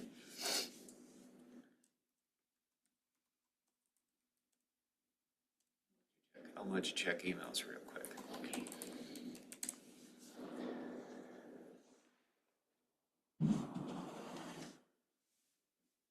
We've all spoken, everybody here. Nope, no new emails. Commission, do you have any additional questions, comments for Katie before we close the hearing and deliberate? No. All right. Then I will close this public hearing and we will deliberate the relevant criteria and standards. And I know staff provided us with the relevant criteria and standards, so let me hold them up real quick. I should have these memorized. So number one for relevant criteria and standards is the proposed rezone is or is not in general conformance with the Lewiston Comprehensive Plan. And we'll just open this up for commissioners to comment. I won't call on you or do a round robin. I believe it is in conformance with the comprehensive plan. Don't make me quote Jen and be like, you have to give reasons. I'm trying to get it to load as well. It's the computer's fault, not mine. Applicable commentary. Yep. It is fair, the computer completely hid the entire section on this. Yeah, I'm trying to get it backloaded, so. LU 1.1 zoning alignment, LU 1.3 balanced land uses, and 1.1.1 to identify and modify zoning regulations that do not align with the desired development outlined in the future land use map. I would just say we can submit the staff report as record on it fitting the comprehensive plan. The comprehensive plan also talked about, it's mentioned in the staff report, but it also talked about general compliance with zoning codes matching the actual neighborhoods. Yeah. Make the I would map- agree with map that match the one. land. Predominantly that one, not necessarily the other. No, but it's making the maps match what exists. Yes. Thank you for the save, I appreciate it. I got it to load. Finally. I've started to learn. It would be timely. It only took me 5 years. Yeah. So if we're all good with that, then number two is the subject property, or in this case zones, is or is not at least as well suited or is better suited for the proposed zoning district than the existing zoning district. Well, as the staff report stated, where we right now have 58.8% that is non-conforming, I think that it is at least or better suited for the proposed zoning district because it does bring that into compliance. And mass majority of it. I mean, we'll still have a handful of outliers, but I think where you have more than 50% currently non-compliant, that's. And I do want to say as well, because I know there has been lots of concern or testimony around what can be done and cannot be done, say in an R2 versus an R3. The concerns that were mentioned can still be done in an R2 versus in R3. There's additional layers that you have to go through, but in truth, from somebody who wants to develop a property, it's far more about the financial feasibility than the zoning code itself. Absolutely. I'm gonna argue that a little bit. R2 provides many protections, and I understand those things are allowable through a CUP and collecting lots.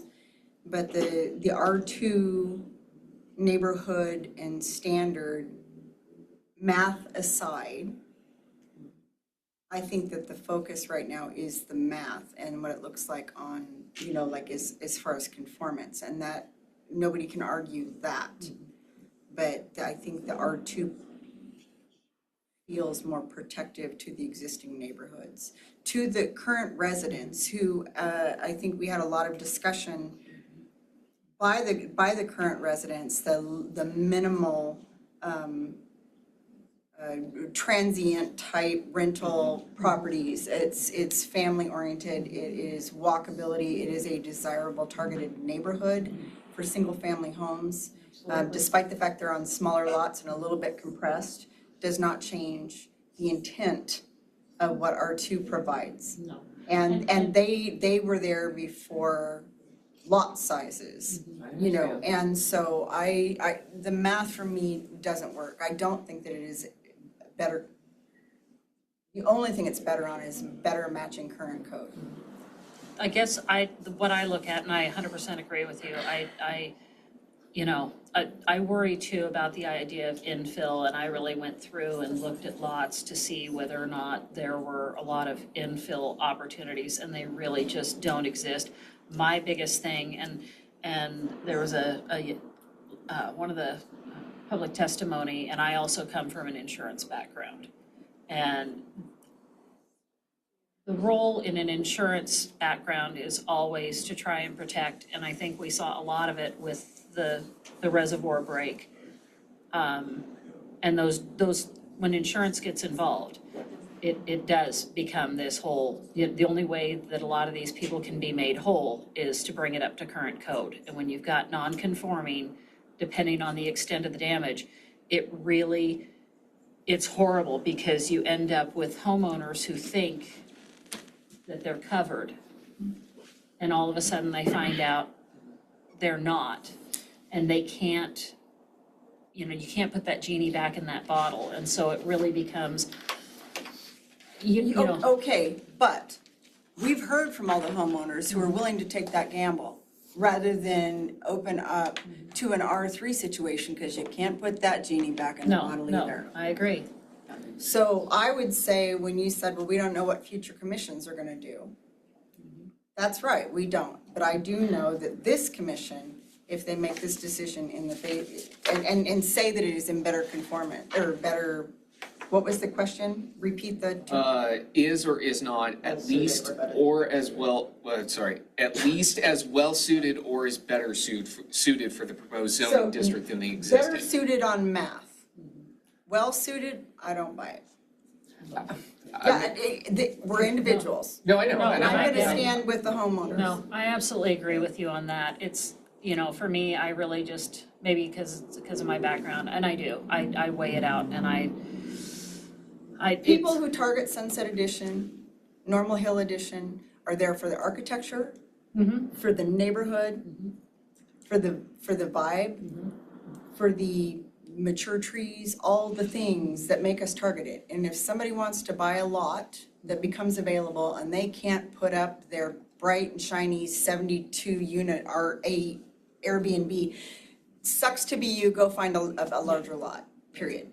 That's no, so that's my view as a property owner, and part of the reason I joined this commission is to protect and defend those historic neighborhoods that are sought by the very people who buy those homes. And I don't care, I'm not gonna paint my house white or gray and make it look like IKEA to appeal to a future buyer. Screw them if they don't want a 1920s craftsman. Yeah. Don't buy it in my hood then, right? So I think the protection of the existing targeted area and neighborhood is not something I'm gonna silently go into the night for, because I, as a homeowner, would not silently go into the night either. I have a slightly different perspective, not necessarily in the argument, but in kind of the basis, is that I see this more as a zoning correction, in that I don't see it as it shouldn't have been under the current definition of R2, because the lots don't comply. So some of it could, there's some on Sunset and some other things, but when we have this quantity of lots that are non-conforming, then there's an argument that this is fixing what shouldn't have been done in the first place. But it's also opening up No, you can't say that it shouldn't have been done in the first place, because there was, when you talk about, we don't know what the commission's gonna do down the road, we're talking about what city engineers and city personnel, et cetera. If we could put that genie back in the bottle, we wouldn't have LCSC and St. Joe right smack in the middle of the most historic district we have. So it's making 2026 look more matched to the books. But we aren't talking about the books when it comes to the people that invested their lives into the homes that they have in the neighborhood that they have. Absolutely. So it is not better suited. It's better suited to the documentation. It is not better suited to the residents. I mean, I'll leave it at, I don't necessarily agree with that. That's fine. So. Okay, so do we wanna go? We go to an individual. Yeah, so I'll just, wait, where was that again? We don't have to agree on all of them. No, I know. And I know right where you're coming from, Cindy, I really, really do, because it is, and it's. We have the crappiest apartment, a 6 or 8 unit apartment next to us. And it is a shithole. And I came to this meeting before I was a commissioner and heard all the promises about how it wasn't going to impact or change. Lying right out his ass. And I understand what they're talking about as a resident. So, sorry. No, that's, yeah, understandable. I totally get where you're coming from. And I actually, when I was looking at shopping for houses, I looked in the Sunset Edition. I looked at 4 houses in the Sunset Edition. And for me, that's part of why I didn't buy there, was simply because I wanted to do some expansion to what was there and found out that I couldn't. And so I did exactly like you said, I chose a different neighborhood because of that. And so I absolutely 100% believe that it is important to maintain, you know, We like I cannot said. cannibalize every damn historic neighborhood that we have. Sorry. And I understand what they're saying. I know that right here, this commission is, and Katie and the staff are worrying about documentation and matching code to use, existing use, but that existing use existed before the code. Sure, absolutely. So, sorry. Carry on.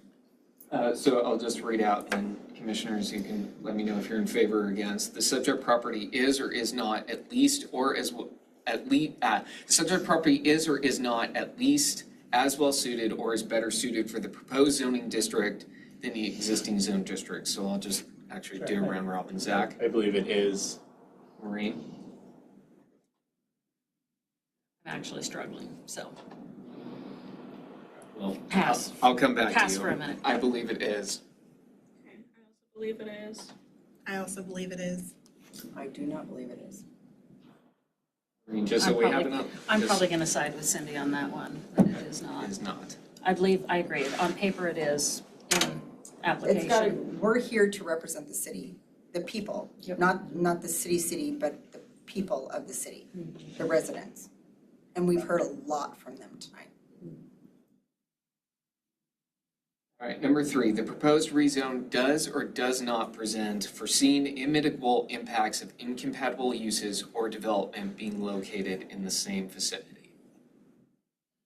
I think we've heard a lot about it being stacked up on each other so much that there's not a whole lot of development to be had. And in the staff report, I believe it said the majority of the people who called in would only qualify for a duplex or an ADU to add to their property. So I would say it does not. I would agree. I would agree as well. There's just not a lot of available land that's buildable. Yeah.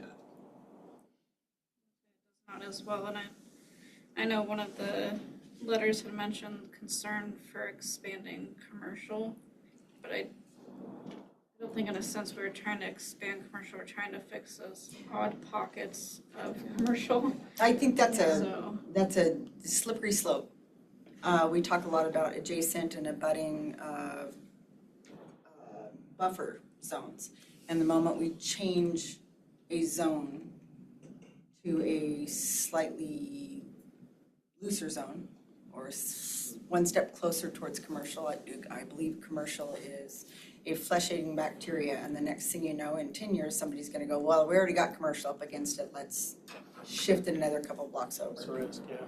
The interesting, the way I look at the commercial zone, not to minimize that argument at all, but so we have basically three little areas that are fixing what are already commercial use for the most part. Their parking lots are similar. And then with some personal experience, with a lot of the concerns that were from the current use of the Salvation Army building, one of the reasons that's not a nice, pretty little commercial building right now is because it's not commercial zoned.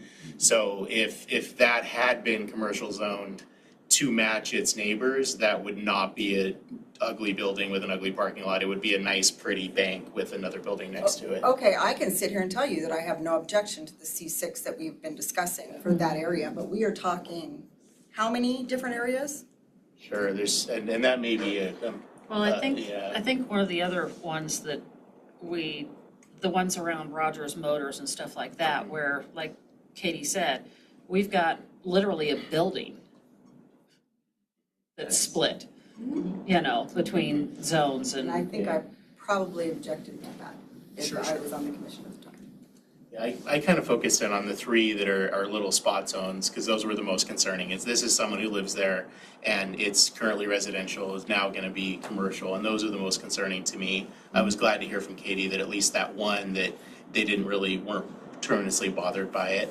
But those island zones are always scary to me, because they end up with really, really unusual buildings. So weird little problems, and so. If we take the island zones individually, I would be the first person to say it conforms. Sure. But right now, we have a public meeting that's discussing some very heavily embedded residential R2s and commercial and the Salvation Army. And those blanket statements do not meet each of those recommended proposed changes, in my opinion. I'd rather have them broken out. Understood. So do we need to do an individual roll call on this? Yeah, absolutely. All right, so the proposed rezone does or does not present foreseen immutable impacts of incompatible uses or development being located in the same vicinity. Zach? I believe it does not foreseeable use. Maureen? I would say it does not. I will say it does not. Say it does not. Does not. I'm gonna say it does, because it's opening a door. Number 4, the effects of the proposed rezone are or are not anticipated to place undue burden upon delivery of services provided by any political subdivision within the planning jurisdiction, including school districts. Hear from any. Yeah, there was nothing about that, other than the existing plumbing, sewer. Right, yeah. Water, it's specifically off the Sunset area. I think it'd be important to note too that doesn't necessarily apply the number of vehicles driving on it. That would be all the other stuff and the ability to provide that service. Yeah. So are we good with are not anticipated? Number 5, the size, type, intensity, and density of development expected to occur on the subject property as a result of this rezoning is or is not suitable for the area and will or will not unduly burden the neighborhood, public infrastructure, or environmental resources. More technical discussion, I think, as far as matching existing code to the existing lot size. So that's the math. And the math aspect of the lot sizes, et cetera, better does suit. Absolutely agree, yeah. So would you say is suitable for the area and will not unduly burden the Well, neighborhood? I love those two-part sentences. I do believe it's better suited. Or Agreed. will it unduly? Well, we don't have a genie or a bottle. We don't know. We hope it won't, but. Well, hope and. We don't have the crystal ball The to look quarter for. can't even get you coffee, so. That's a tough one. As far as the will or the will not, but it's better suited. But I'm not confident in saying it I think this is a difficult place too, depending on kind of like professional expertise. So we've heard from a couple of folks that are insurance and doing what I do as an attorney. Those red squares scare me to death because those are a bad deal. I'm not saying they should have been created, not saying this is necessarily the perfect way of remedying those, but every one of those is a problem to a scale that the folks living there do not comprehend. It's terrifying as far as, yeah, the ability to obtain loans, refinance loans, obtain insurance, rebuild after a casualty event. The scale of problems that come from this type of non-conforming lot is unbelievably complicated and very, very, very risky. And I think, and not to bring us back to point two, but I think that also is where I come on both number 5 and number 2. Sure. Is the scale of that issue and what it can do to a homeowner. Okay, logistically and legally, I salute your viewpoint. Because law being everything. But none of us would have kids if we had any concept of the impact later down the road. Sure. So again, you're minimizing, I wouldn't say the intelligence, but the freedom of choices also of the people who bought those lots, the people who currently love those homes, and why they chose that area. Yeah, I disagree very respectively in that I think that this is a burden upon those homeowners that was brought by previous amendments to code and to zoning maps. I look at it as that maybe those things shouldn't have happened, and I almost see myself in this position as duty bound to do what I can to fix that. Because that's the injustice, is that it happened. And we come back to this board 5 years from now, Sure. and then this commission made decisions and choices. Sure, absolutely. Yeah. That unduly. And I'm sure this occurred over many, many years. It made the most sense as being in R2, and then R2 was amended to have slightly larger lot sizes. And I have trouble believing that any commission sat here and said, well, we don't really care about any of those lots, so they can do with it later. We're just gonna stamp it. I have trouble believing that. No, I think I'm guessing it was over time. I think it was over time, and I also think it was that they did not look at, I mean, it's what we said before, they did not look at the impact of changing a code with what it would do for the existing zones. What I might point out is it took 5 decades to define Normal Hill in the historic district. And we have 14,000 square feet and our neighbors have under 7, right? Sure. So it takes a long time. Somebody let somebody put a shanty off the back and they eventually split that. We have quite the wide array of inconsistent lot sizes and homes in Normal Hill as well. And that is part of the history that we adopt when we select where we want to live. And because you can't go back and erase what was done before you. Genetically, I wouldn't have to wear glasses if we could do that. Sure, absolutely. But I understand you're seeing it as righting a wrong or correcting an out of Error or a something, skewed. yeah, sure. And as a lawyer, I can see why you want all the T's crossed and I's dotted. And again, we can do that, but it's very hard to take the emotion. Understand, absolutely. And if I had a magic wand too, I don't disagree with everyone's perspective and yours as far as the character of the neighborhood. I would see that as being more repairable under an analysis of maybe amending the R3 definitions. Because really, the R2 to R3, or potentially, although R3A has some weird issues, but like. I would, If we removed the line that says multifamily from R3, 90% of the concerns evaporate. Because R2 has single unit and 2 unit. Or even just put the CUP amendment onto an R3 and put that condition instead of having it by right, restricting, pulling it down into having to go a conditional. I guess I'm a huge fan of dangerous freedom. Huge fan of it. I think that's what our country was founded on. Not anymore. Well, saying founded, we've strayed dramatically. I look at things kind of in terms of, and maybe it's just, I'm a history buff, and one of the things that I like to look at is the fact that catastrophe happens, disasters happen. We just experienced it with the reservoir, and I've gotten to partake in reconstruction after massive fires. And one of the biggest issues I see in that neighborhood is how close in proximity a lot of those houses are.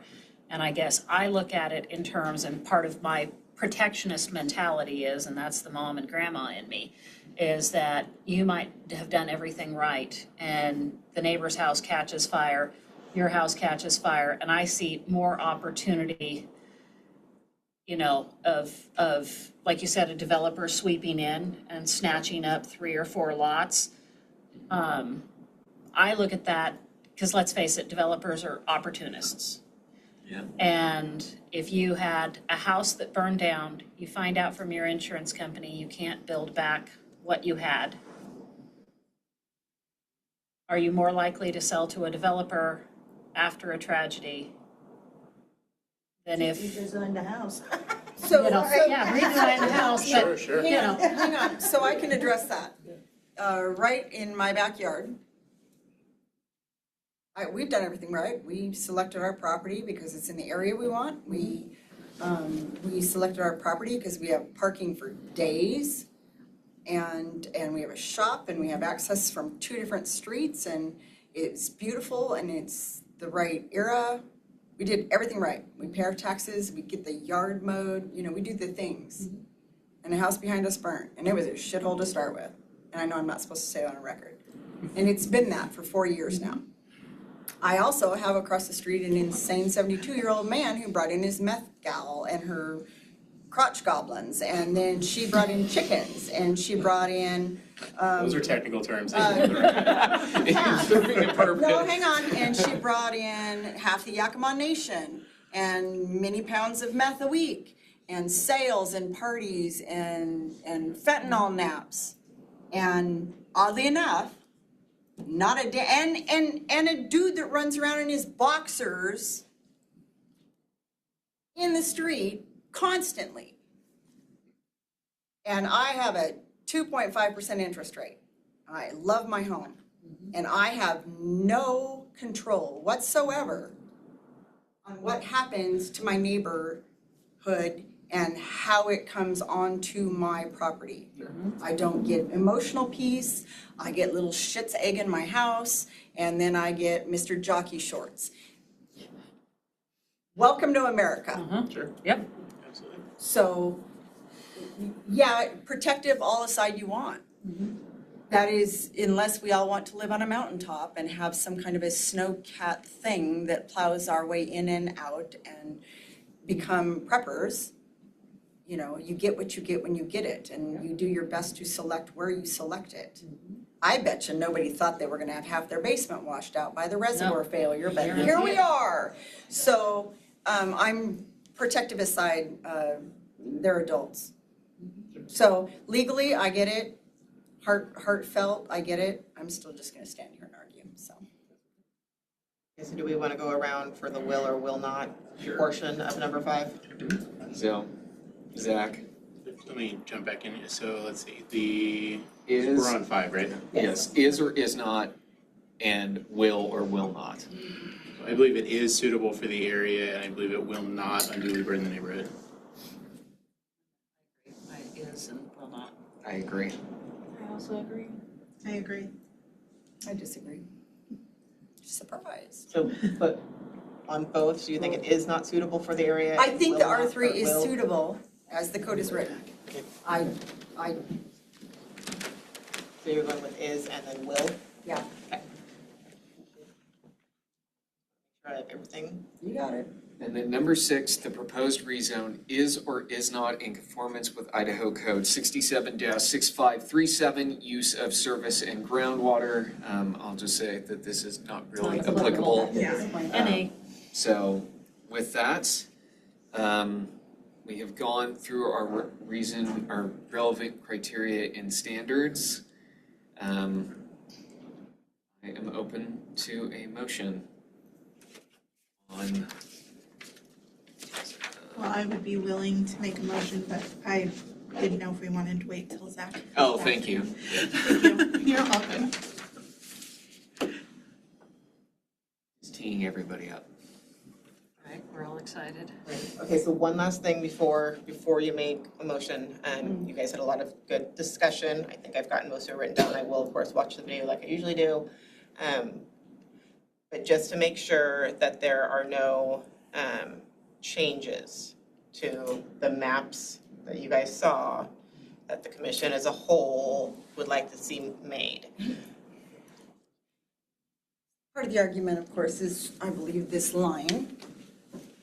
And why are we encroaching here? Why aren't we just coming here, right? I think it's valid. Street that way. I think, no, they were this. Yeah. Let's go the other way. Line here, what, you know, like, that can be whatever that was, and this can remain whatever it was. And, I again come back to, this is why we had a public hearing, is to, sorry, I'm preaching. We had a public hearing to hear public feedback. Nobody came in here and went, this is the best damn idea ever. Nobody wrote in that it was the best damn idea ever.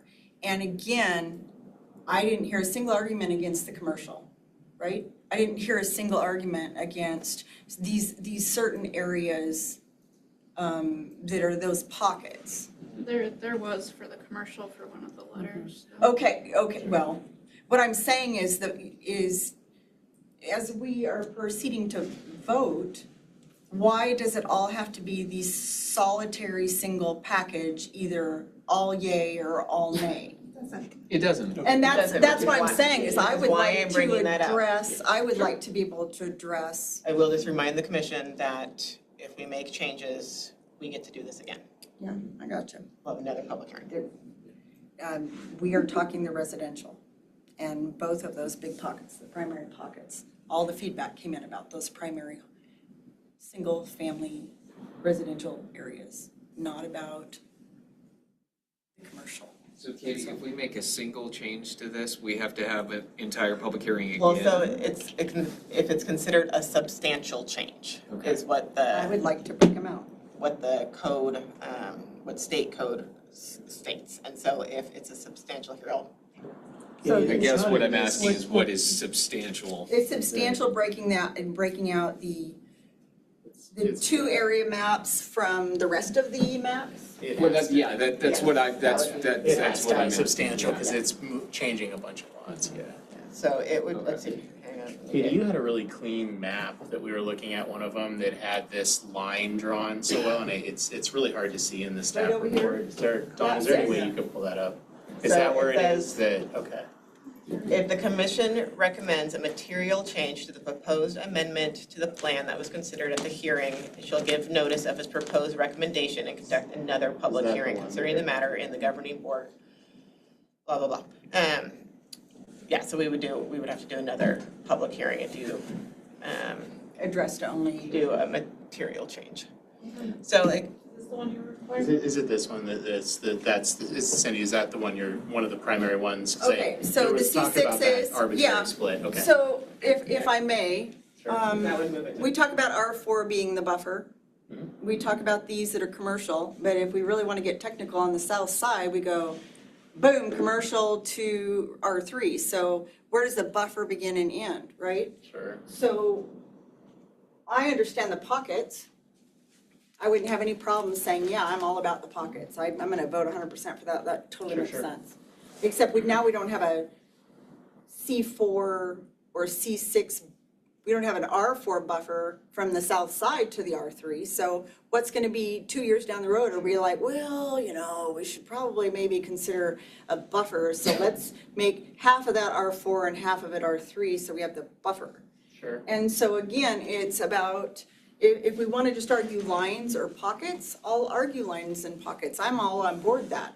But if we want to say we need these buffer zones, well, then why is that R3 island completely up against a C4 as it is? The R3, the Sunset Edition. And it might be because of current development, but. I will remind you that one of the work sessions that you had, the comp plan actually wants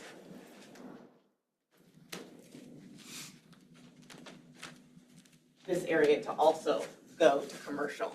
And the commission didn't like that. You specifically did not like Right, that. I don't. And so I still that's- don't like it. And so that's why Yeah, because that was one of the maps that I presented to you guys during the work session. and Katie, I am not here to, in any way, shape, or form, disrespect or disregard the hard work you've put in, the modifications you've made, or your desire to have the maps clean with straight lines, right? I know you do. And you have come a long way in trying to tidy it up or clean it up or meet the comprehensive plan of buffer zones, et cetera, et cetera. But I believe, I think it's important because we did go through several iterations. Yeah. And there's, Yeah. and there's a lot of. well, then vote. Discussions. Somebody make your motion. Discussions that we had. There was some public comment on a line, but was it this line? No, Or was it it was a this different one. line? That was me. It was right here. Right Is down it the this middle one? of Right here by Park. Sunset, we've The got R4 to R3 transition. the R, yeah, R4, yeah. Okay, Yeah. I Mine just goes wanted to right clarify. here now. It goes right here. And what she's looking This for is is, R4, this is R3, it's the same neighborhood. yeah, why? All those houses were built by the same developer. So I think what she's looking for on this So that's one, 23rd, Yeah. and the line goes down 24th, but it's not in that's not the right map. Yeah, it's the So, other one. It's the other one. Upside down. I think that's the Yeah, other that ones that is confusing me, is, yeah, I so think it's. it's this encroachment into, we've got, The like, what's the gray? commercial, It's commercial currently. the 24th that has the commercial is It's upside down. Yeah. North is now. Now it matches your map. Now north is Now up. Oh, There we okay. go. All right, well, Okay. there you It's go. like, holy Toledo. So what we're then, what she's asking is, why can't this be R4. R4 and keep from 23rd to Sunset Park R3? Because it's a neighborhood. Why split the neighborhood to R4, I get it, R3? okay, so Anyway, shifting that so is line the to staggery, I think we're talking about the staggery. We do want a buffer of R4, but why does it have Shifting to line to encroach on? 23rd versus 24th. Right, is that a fair summary? Okay. Was Yeah. there something in the, say that there was something in that, Was it about the lock? neighborhood, there was something Yeah. in there I that, don't remember the details on that. Yeah, I feel like there's. I remember there was a pick and it's There was- something to do with Oh, density. Okay, there it is, I'm just all backwards. Is that, so, sorry. So I think what she's asking, and here is Yep, and 23rd. 11. So why can't that be R4? No, over there, This be R3? right there Like to the the left. So like, Sworn there I was think this something- R4 and this R3. Yes, Yeah. yeah, she's asking why doesn't the line go Right. straight up? Yeah, There's yeah. your buffer, Yeah. and then this remains tied to, and yeah, we have this weird line, but I think it, she's talking cleanliness of lines, why can't Yeah. these two entire full areas remain? You're I right, there wanted was to a say there was reason. something in that I think it neighborhood was that was the commercial. a commercial, more of a commercial the designation. Nope. Nope, there's No. nothing in there. Those No, were on that the C6. R4 side. That's what I Well, mean yeah, on the But if we R4 look at it, side. C6 is abut the R3 as well, they're proposed Right. R3 as well. But I think that was I mean, we walk that neighborhood every day. There's the nothing there. line and. I want to say there was something in this I block, think so too, but I just don't remember. there was something in that block that Nope. Anyway, see, this is where I'm having a problem with the residential changes versus the two commercial changes in a solid package, but No, no, I again, understand, yeah. as Katie said, they brought it in front of us before. Because the way I look at them is the commercial, so the lower, that far left C6 is already commercial use. The infill is commercial already, the other lower C6 is commercial, and then that C4 is differing commercial due to its current use. And then those kind of buffers to Sunset Park are obviously City of Lewiston and then the National Guard. So you definitely have some unusual buffers there. I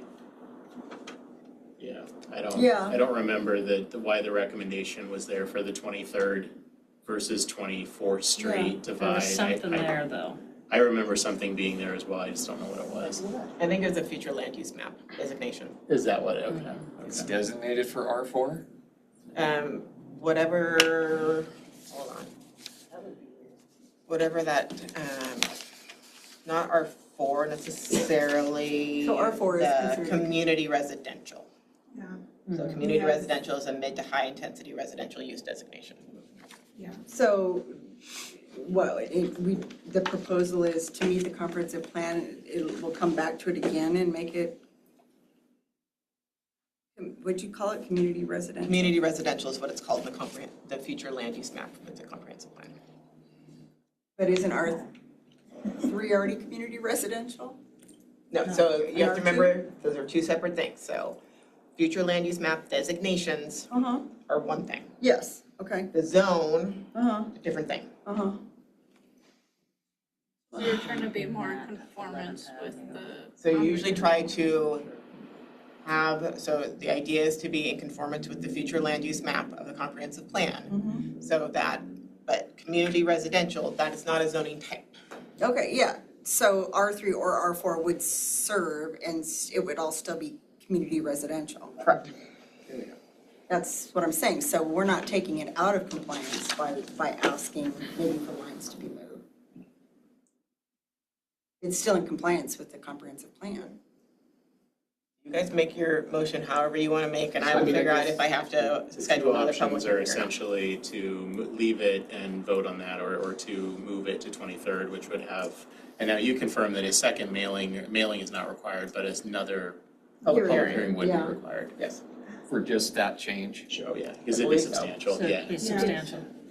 So I would be willing to make a motion to direct staff to draft the reason statement approving ZNC 24-5 as it was As presented. it's currently drafted? As it's currently drafted.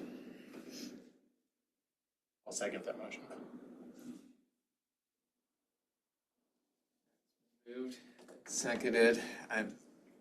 I will say I'm more in favor of leaning towards modifying this to include 23rd as, or from 23rd as R3. That's my inclination. It doesn't change your motion, so we will go ahead and vote on the current motion as it stands, and if it doesn't pass, we'll circle back on it. So, Zach? I vote aye. Maureen? Wish I could remember what we were talking about when we made that.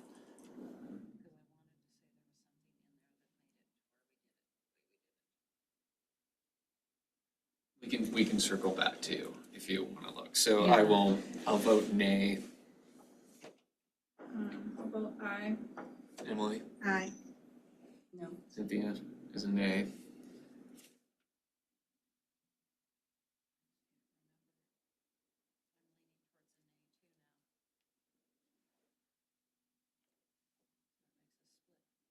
Split, so motion does not carry. You'd entertain a motion for it to be modified. Yeah, so, I will make a motion to direct staff to draft a reasoned statement for, ZNC 24-5 upzone of properties on the west and east side of the 21st Street corridor with, the change from, and commission, please tell me if I'm looking at the wrong street, from 23rd Street to, what is that street? 24th. From 23rd Street to 24th Street, from R4 to Proposed R3. R4. Or proposed R4 to R3. And are we doing that from 11th Avenue all the way down to The block as, just shy of 14? I just, because I know there's a commercial, we can't take it all the way down to 14th because there's already commercial. 11th to, well, technically, but 11th to 16th. There's commercial in there, they're not being apparent. There's no signs, there's no. No, but it's not, There's no we're daycare. looking at there's no- 14th. Somebody used to do hairdressing in their garage. It could be her. They have a hair salon in their garage. Okay, you have to stop making comments. Oh, sorry. So I think that That's appreciated. the proposal would be from 11th, I believe, to 16th. A clear delineation. No, because 16th, It doesn't go all the way. it doesn't go all the way to proposed area 16th. would go to 14. Well, I understand that, but we don't have a half street, right? On your map, you've either got I guess it'd be 15th, but we don't have a 15th. Yeah, 15th was vacated. Yeah, So it'd be like When it 14th. So 11, yeah, so from, to the map line as drawn? well, I mean, I'm thinking, I can't really see these, from 11th to 14th and 23rd to 24th. Does that seem right? Well, real quick, Gabe, so you're capturing theirs, that would So, leave no, a you're small blocking portion in- of our, you're blocking in that- for, Dogleg. yeah, the Yeah. 14th Street, toward You're 16th. blocking in this. If you define it that way, you're drawing the line right here and you're leaving that weirdness. Oh, sorry, well, okay, whatever, is it 15th then? Is Yeah, that? but it's been abandoned, is what Katie was saying, so You it's could use either that as your 14, line. huh? You could use the abandoned portion of your line, I mean, we basically just have to direct it in. I mean, I'm just trying to direct staff to have them cover this entire section. The outline as drawn with the dividing line, 23rd, Okay. I mean. the footprint, yeah. I mean, essentially, we're all saying the same thing, and we're just trying to describe it in the best way possible, so. Currently proposed R4, the footprint as drawn, but the dividing line from R4 to R3, stopping at 23rd. Yeah, stopping at Yes. 23rd. Okay, yes, perfect. So I will make that motion. Is there a second? I'll second that one. It's been moved and seconded. All in favor to direct staff regarding the reason statement for zone change application ZNC 24-5 upzone with the applicable amendment. I'm not going to repeat that amendment. All in favor say aye. Aye. Aye. Any opposed? Motion carries. All right. All right. So we'll have this come before us again, Katie? Yeah, I will verify that with Jennifer tomorrow, Okay, but I believe that would be the way that it has to be. Okay. Okay, that's the safest anyway. Yeah, that's. All right. I'm going to imagine that many properties is going to be considered a substantial change, and that's. Oh, okay, okay. Can I ask an aside question? What is the process for changing Code? zoning code? You guys decide to initiate something. Or creating we already have a R2A, correct? Yes, and the A stands for animals. Okay, so could we have an R2B Maybe. that change lot size? Can we amend like a by right to a conditional use permit? Can we just shift something? You guys could propose and initiate whatever this body would like to propose and And initiate. what is See, I'm what more is our comfortable with process for that that? than this, but we've already voted. Well, but. No, but this would be unrelated to this. Yeah, what is our process for that? Well, so I would probably tell you guys to request that staff put it on a meeting to do like a work session, because you'll need to figure out all the bits and pieces of it. Once you get it to a place where you like it, you would initiate that so that it can be put into like legalese.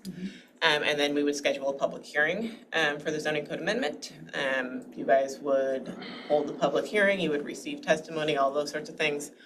And then you would make a recommendation to city council to approve. Question. I think we need Because to. we've had a motion, we've had a vote on this. So if it were to move forward with the amendment, we would have to come back over nobody argued, why can't we just create a new zone instead of taking everything to R3? So where are we at in the process if we did move forward on creating a new? I'm not talking about creating a new zone. I'm talking about modifying our current R3 so that our R3 is more compliant with the R2, where if somebody wants to do a multi-family housing unit, instead of having it by right, change it over to where it has to have a Okay, conditional thank you, use thank permit. you. Okay, I Because wasn't that tracking, solves- so. That makes it to where we can kill two birds with one stone.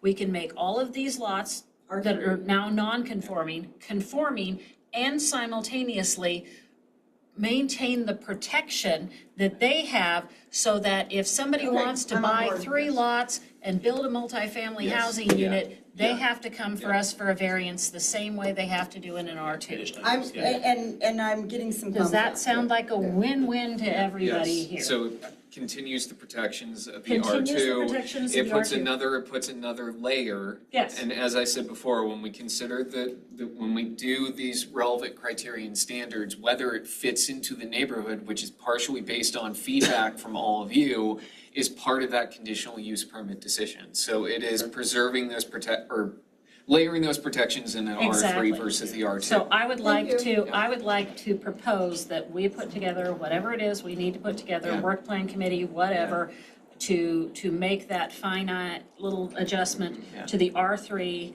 so that it takes the multifamily from a by right to a To a conditional conditional use use. permit.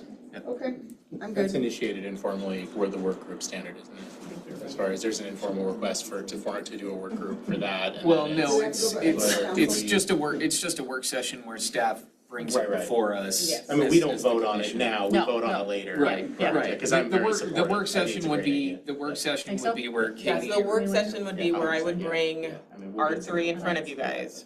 You would look at all the things. I'm You would curious discuss what you would like it to become. That's- We would come back to see with, where all R3, all those- if it's outside this neighborhood, because this does have an impact on Modifications. other R3, but my guess is that the majority of R3 is fairly built out. We'll see. Almost And everything that we that- looked at, and then you we guys would intentionally And that excluded. hopefully would address Yes. We intentionally excluded the stuff that we stigma thought and could build the out. experience in Right, other exactly, communities yeah. where all of a So- sudden. That's why we kind of had that Okay. one where we had to have the. So meeting happy? at And I the think, building. and I think that's, I think that's exactly what we're talking about when Thank we you. talk about code changes and Thank you. conformance with zoning changes. There aren't, I don't wanna speak for prior commissions or prior No, decisions, no. but there doesn't seem to be Nope. that type of conversation where the concerns are made and heard, and the commission then deliberates and tries to find ways to ameliorate or consider them Yeah. and address them. So rather than stuffing them in the R3 box, we are temporarily stuffing you in the R3 box with a modification to the box. well, Hopefully. and just remember that That's true. your City decision council is will step have a final say on one that. of Yeah. Yes, no, getting no, no, no. 800 before that zone that change action might- is complete, so. Temporarily take the fear and the stigma. Progresses. before you voted. Well, maybe. Okay. We have Are we allowed to ask questions No, to no. clarify what you guys are talking about? Nope. After the meeting, yes. After the meeting. So I believe the A modification to rewrite motion? stalls this. Well, no. So No. Commissioner Anderson asked staff to add changing the R3 zoning code uses permitted outright on a future agenda. Yes, yes, Thank you. thank you. Thank you. So it will be on a future agenda. Sooner rather than later.